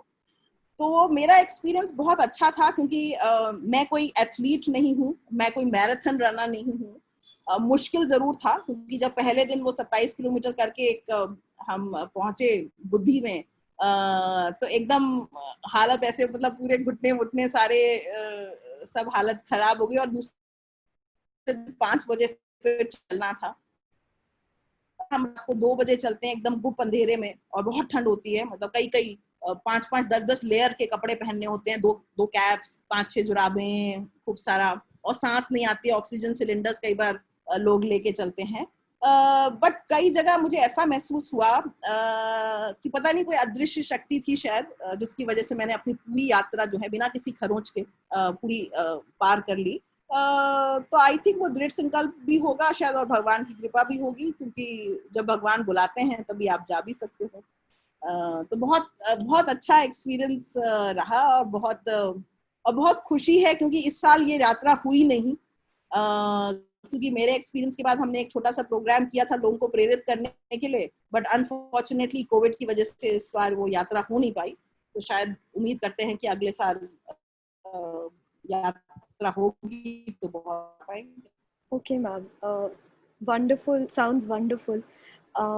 सो अब हम हमारे पास करीब 10 मिनट है, तो हम ऑडियंस से हमारे पार्टिसिपेंट से कुछ क्वेश्चंस लेंगे। तो गायत्री ने क्वेश्चन पूछा था, गायत्री कॉल पे है, तो प्लीज़ उन्हें अनम्यूट कर दीजिए। मतलब शायद गायत्री कॉल पे नहीं है। उन्होंने चैट बॉक्स में क्वेश्चन डाला था कि आप सिविल सर्वेंट होते हुए पॉलिटिकल प्रेशर को कैसे हैंडल कर सकते हैं, क्योंकि ये आई थिंक सबके माइंड में चलता है। तो आप पॉलिटिकल प्रेशर हैंडल करने के लिए क्या क्वालिटीज डेवलप कर सकते हैं? बहुत आम सवाल है, पूछा जाता है, बहुत जिज्ञासा लोगों को रहती है जानने के लिए। तो देखो, मैं अगर यही सवाल आप मुझसे कुछ साल पहले पूछते, मेरा जवाब डिफरेंट होता, क्योंकि आई हैव ग्रोन। तो मैं इसको थोड़ा दूसरे नजरिए से देखती हूँ अभी, और इसको दूसरे तरह से समझाना चाहूंगी। देखो, हमारी खूबसूरती IAS को या UPSC के सर्विसेज को इतना ग्लैमरस क्यों कहा जाता है ना? अगर आप तनख्वाह कंपेयर करो तो शायद इतना ग्लैमर नहीं आपको दिखेगा। आजकल तो लाल बत्तियां भी चली गई हैं, वो भी ग्लैमर का एक जमाने में पार्ट हुआ करती थी, है ना? बट इसका ग्लैमर इस बात से आता है कि जो लोग समाज में पॉलिटिकली बहुत सम्मानित पोस्टों पे रहते हैं, जैसे honourable prime minister, honourable chief minister, है ना, ऑनरेबल मिनिस्टर्स, उनके साथ अफसर काम करते हैं, है ना? तो आम समाज में ऐसा लगता है कि भाई देखो, हम वो उसी तरह से सूरज की रोशनी से जैसे चांद या तारे चमकते हैं, तो उनका जो पावर होता है, क्योंकि हम उनके साथ काम करते हैं, तो इसलिए लोगों को लगता है बहुत ग्लैमर। देखो आज उनके साथ फोटो आई उनकी, है ना, देखो, है ना, क्योंकि आम समाज में नॉर्मल केस में रोजमर्रा में उनके साथ काम करने का मौका नहीं मिलता, है ना? तो देखो, हम तो एक बार एग्जाम पास करते हैं, और हम जब तक हमारी उम्र 60 साल की नहीं होती, अगर हम नॉर्मल ढंग से काम करते हैं अपने सर्विस में, तो हम 60 साल में रिटायर होते हैं। बट आप अगर किसी भी पॉलिटिशियन का करियर देखो, तो आप रियलाइज करोगे कि हर 5 साल में इलेक्शन होते हैं। उनको हर 5 साल में वही एग्जाम, जो आपके लिए सोचो कितना मुश्किल है, जिसके लिए हम ये वेबिनार कर रहे हैं, है ना, वो एग्जाम उनको हर 5 साल में पास करना पड़ता है। और वो हमसे इसलिए मुश्किल है क्योंकि उनको जनता के बीच में जाना होता है और अपने कामों का हिसाब उनको देना होता है। तो नौकरी के शुरू में हम लोगों को भी सिखाया गया था पॉलिटिकल प्रेशर आते हैं, है ना? बट हम इसको पॉलिटिकल प्रेशर से अगर हटा के देखें, क्योंकि आज की तारीख में प्रेशर बहुत अलग तरह के हैं, है ना? आपको प्रेशर आपके बॉसेस का आ सकता है ना? आपको प्रेशर अपने यूनियन का आ सकता है, आपको प्रेशर आम जनता का आ सकता है, आपको प्रेशर आपके स्टेक होल्डर का आ सकता है। प्रेशर किसी भी तरह का हो सकता है। और सिफारिश भी, जो लोग सोचते हैं कि पॉलिटिशियंस केवल सिफारिश करते हैं, वो भी सही नहीं है। मेरा पैमाना जो है ना, वो मेरा पैमाना बड़ा सिंपल है। मेरा पैमाना है कि चाहे सिफारिश किसी पॉलिटिशियन से आए या किसी आम इंसान से आए, अगर वो नियम पे खरी उतरती है और मैं उसको कर सकती हूँ, है ना, तो मैं उसको जरूर कर दूंगी, है ना, मुझे कोई फर्क नहीं पड़ेगा, क्योंकि हमारी सर्विस की खूबसूरती क्या है जो हमें सिखाई जाती है, जो एक बार ऑनरेबल प्राइम मिनिस्टर साहब ने अपने सिविल सर्विसेज डे के लेक्चर में बोला था, जिसको अंग्रेजी में एनोनिमिटी बोलते हैं और हिंदी में अनामिका बोलते हैं, है ना, वो उन्होंने अनामिका बोला था। तो हमें क्या करना है, हमें अपना काम करना और हमारे काम को बोलना चाहिए, है ना, तो वो इम्पोर्टेंट है। प्रेशर जो है, मैंने देखा है अक्सर क्या होता है कि जो क्योंकि अभी सोशल मीडिया का जमाना है, अखबारों का जमाना है, और देखो गवर्नमेंट है, सपोज आपको घर चलाना है ना, तो आप अपने घर में कौन सी मेड रखोगे, कौन सा ड्राइवर रखोगे, या आपके ऊपर डिपेंड करता है ना। उसी तरह से जो लोगों को बड़ी बड़ी सरकारें चलानी है, उनको ये डिसाइड करने का पूरा हक बनता है कि वो किसको सेक्रेटरी कहाँ लगाएं, है ना, किस अफसर को कहाँ लगाएं ना, वो उनकी चॉइस होती है। हमें अपना काम डिलीवर करना है, क्योंकि हमको क्या दे रखा है, हमको अपना जॉब दे रखा है और हमको अपना नियम की किताब दे रखी है, ठीक है। कई बार कॉन्फ्लिक्ट होते हैं, पर वो कॉन्फ्लिक्ट जरूरी नहीं है हर बार पॉलिटिशियन से हो। मेरे कॉन्फ्लिक्ट जिन पॉलिटिशियन से हुए हैं, मैंने उन पॉलिटिशियंस के दफ्तरों में नौकरी भी करी है ना, तो ऐसा नहीं है। कॉन्फ्लिक्ट जो है किसी व्यक्ति विशेष, देखो गांधी का भी सिद्धांत हमें याद रखना है ना, कि जिससे कॉन्फ्लिक्ट हो रहा है वो कॉन्फ्लिक्ट मुद्दे पे है, तो आपको जो सही लगता है आप करो और उसके कॉन्सिक्वेंसेस भी बेयर करने के लिए आप तैयार रहो, ठीक है। मेरे हुए हैं कॉन्फ्लिक्ट, पॉलिटिशियन से भी हुए हैं, कई बार बॉसेस से भी हुए हैं, है ना। मुझे जो सही लगा वो मैंने किया, है ना, और उसके जो कॉन्सिक्वेंसेस हुए वो मैंने भुगते। और कॉन्सिक्वेंसेस तो कॉन्फ्लिक्ट तो दो हो सकता है मैं सही थी किसी चीज में, हो सकता है मैं गलत थी किसी चीज में, वो तो समय बताता है कौन सही था कौन नहीं, है ना। अगर मुझे लगा कि भाई मैं ये काम नहीं कर पाऊंगी क्योंकि मेरी आत्मा जो है वो कह रही है मुझे कि ये मत करो, है ना, नहीं हो सकता, नियम में नहीं बैठ रहा है किसी वजह से, और मेरा ट्रांसफर हो जाता है, ठीक है, तो ये तो बहुत आम चीज है, इसमें कौन सी बड़ी बात है ना। वो मेरे लिए भी अच्छा ना, जो रोज रोज उसका कुछ सोचना पड़ता, वहां से हट गए आप, कॉन्फ्लिक्ट से आप हट गए। तो मैं सारे कॉन्फ्लिक्ट जो है, किसी भी तरह के प्रेशर्स जो है, मैं उसको ये देखती हूँ कि भाई आप सही हो, क्योंकि आपकी लाइफ जो है केवल वो उस दिन के हिसाब से डिसाइड नहीं हो रही है, आपकी लाइफ डिसाइड हो रही है आपकी 21 साल 25 साल 50 साल की पैमाने पे, है ना, जनता आपको देख रही है। तो ट्रांसफर तो बहुत आम चीज है, तो ये तो कोई बड़ा नहीं है। तो आपको खूबसूरती इस जॉब की है कि आपकी सिक्योरिटी कितनी है। यही चीज आप प्राइवेट या पब्लिक सेक्टर में अगर स्टैंड लेते तो हो सकता है कि आपकी नौकरी नहीं होती। अभी तो आपको केवल इधर से उधर तबादला हुआ है। और देखो, आपको अपने साथ रहना है आपके घर में, है ना। लोग क्या कहते हैं, मेरी माँ ने मुझे बचपन में एक बहुत अच्छी सीख दी थी जो मैं सबको कह देती हूँ, है ना, क्योंकि मुझे लगा कि आज टीचर्स डे है, मेरा अपना कंट्रीब्यूशन ये हो सकता है कि मैं अपनी माँ की जो सीख है as a tribute to her, वो मैं आप लोगों के साथ शेयर कर लेती हूँ कि अगर लाइफ में कुछ अच्छा करना है और हमेशा लाइफ में अपनी जो निशान है ना उसको बड़ा करने का सोचना, कभी दूसरे की मिटाने की जरूरत नहीं है। अपना लकीर को बड़ी कर लोगे, किसी से उलझने की जरूरत नहीं पड़ेगी। ये आपकी जिंदगी है, ये भगवान ने आपको अपनी एक इंडिविजुअल जर्नी दी है। इसमें आपके साथ क्या होना है क्या नहीं, ये सारी दुनिया निमित्त माध्य है, वो सब आपको कुछ सिखाने आए हैं। क्योंकि आज टीचर्स डे है, तो जो 20 साल पहले मुझे लगता था ये मेरा दुश्मन है, इस पॉलिटिशियन की वजह से या इस अफसर की वजह से मेरा यहाँ से यहाँ तबादला हो गया, है ना, आज मैं वैसा नहीं सोचती। आज मैं उनको बहुत धन्यवाद देती हूँ क्योंकि मैंने अपना स्टैंड मेंटेन किया, इसलिए आज मेरा इकबाल है ना। वो रेपुटेशंस होती है ना इंस्टीट्यूशन की, आपके नेत्र हाट की रेपुटेशन है बिहार में, तो कोई कहता है मैं नेत्र हाट से पढ़ा हूं तो हम सोचते हैं बहुत अच्छे स्कूल से पढ़ के आया होगा, है ना। तो वो रेपुटेशन जो है ना, सक्सेस क्षणिक होती है, लेगेसी जो है वो बहुत लॉन्ग लास्टिंग होती है। और लेगेसी मैनेज नहीं कर सकते आप, है ना। सक्सेस मैनेज कर सकते हो, है ना, पेपर में छपा दिया, लोग ताली बजा दिया, क्षणिक, temporary, like life. But legacy is what you do, जो आप निरंतर करते आते हो एक जैसे समय पे, है ना। तो integrity, character, honesty, hard work, smart work, strategic work, consistency, है ना।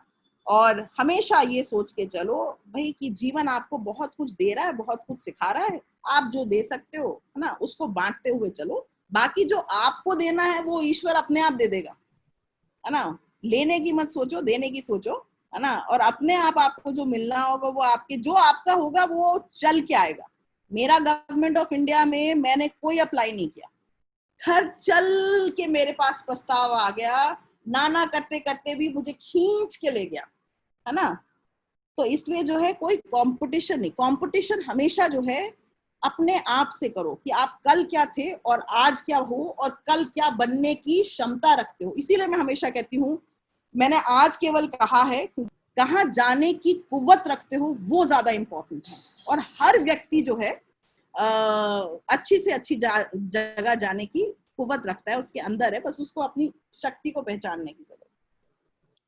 ओके मैम, आई थिंक इससे बेटर प्लेस में हम एंड नहीं कर सकते, बिकॉज इतने वर्ड्स ऑफ मोटिवेशन आपसे, आपकी साइड से आज मिले हैं, जितने भी लोगों को यूपीएससी प्रेपरेशन करनी है उनके लिए भी, और जिन्होंने कभी लाइफ में सोचा भी नहीं था कि उनको यूपीएससी करना है या करने का नहीं सोचा होगा, शायद वो भी अब मोटिवेट होके एग्जाम दे दे। Thank you so much. With this ma'am, Sanjay sir would like to say something.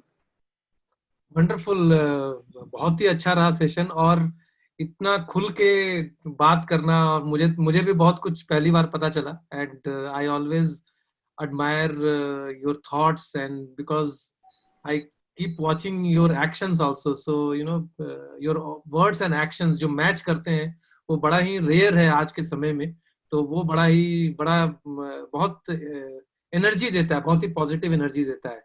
तो आई एम श्योर कि जितने भी बच्चे अभी हैं उनको बड़ा ही इंस्पायरिंग लगा होगा, और उनके बहुत सारे क्वेश्चंस का आंसर भी मिला होगा। The reason why we are doing this, कि कैसे हम लोग बच्चों को और इंस्पायर कर सके, उनके एस्पिरेशंस को कैसे और स्पार्क कर सके। And with your due permission we would also like to कि इसको हम लोग कैसे यूट्यूब पे डाल सके जस्टिस के, ताकि जो आगे बच्चे हैं, जो बच्चे इसमें पार्टिसिपेट नहीं कर पाए, क्योंकि इसमें हम लोगों ने एक सिलेक्शन क्राइटेरिया रखा था कि जो अंडर प्रिविलेज बैकग्राउंड से आते हैं, लेकिन जो भी और भी बच्चे हैं वो भी इसका लाभ उठा सके, तो वो भी हम करना चाहेंगे। एंड थैंक यू रितिका, आपने बहुत अच्छे से क्वेश्चंस पूछा, एंड मुग्धा भी ताली बजा रही है। और मुझे ऐसा लगा कि चूंकि ये यंग स्टूडेंट्स के लिए प्रोग्राम है, तो हमारे जो वॉलंटियर्स हैं, यंग वॉलंटियर्स, वही पार्टिसिपेट करें, वही क्वेश्चंस रेज करें, वही रिसर्च करें और वही सब कुछ पूछें। तो क्योंकि मुझे भी ऐसा लगता है कई बार कि हम लोगों से जो एज में हमारे कंटेम्प्रेरी होते हैं या ज्यादा एज के होते हैं वो तो पूछते ही हैं, लेकिन जब यंग लोग बात करते हैं तो बड़ा अच्छा लगता है, बड़ा एनकरेजिंग फील होता है और अपने पुराने दिन याद आते हैं। तो उसमें रितिका ने बहुत अच्छे से हैंडल किया, so thank you so much, and thanks to all the team जो इसमें पूरा टेक्नोलॉजी और सब चीज में हमें मदद किया। एंड मैं लास्ट में मुग्धा जी से कहूंगा कि अगर कुछ पार्टिंग वर्ड्स कुछ भी आप अगर देना चाहें। वैसे आपने इतने सारे स्टेटमेंट्स दिए हैं जो सब अपने आप में कोट्स हैं एंड बहुत ही इंस्पायरिंग है, बट इवन देन अगर आपको कुछ भी कोई लगता है कि कुछ भी आप लास्ट में स्टूडेंट्स को, हम लोगों को मैसेज देना चाहें, तो you would really appreciate your words. And from a justice side we would very much like, last year when I was there, जब आपने हमें इनवाइट किया था, मुझे इनवाइट किया था, उस समय से हम सोच रहे हैं कि राजस्थान में भी हम जरूर बच्चों के बीच काम करेंगे और उस समय आपकी मदद जरूर लेंगे हम। पक्का। नहीं, thank you very much Sanjay ji और रितिका जी। मैं आपको रितिका जरूर कॉम्प्लीमेंट करना चाहूंगी कि बहुत सेंसिबल क्वेश्चंस आपने पूछे और बहुत अच्छी तरह से आपने पूछे, और मुझे बहुत टाइम बाद जो है एक अच्छा जो विविध पहलू हैं हमारे सर्विस के, वो आपके साथ शेयर करने का मौका मिला। Thank you very much, and thank you Sanjay.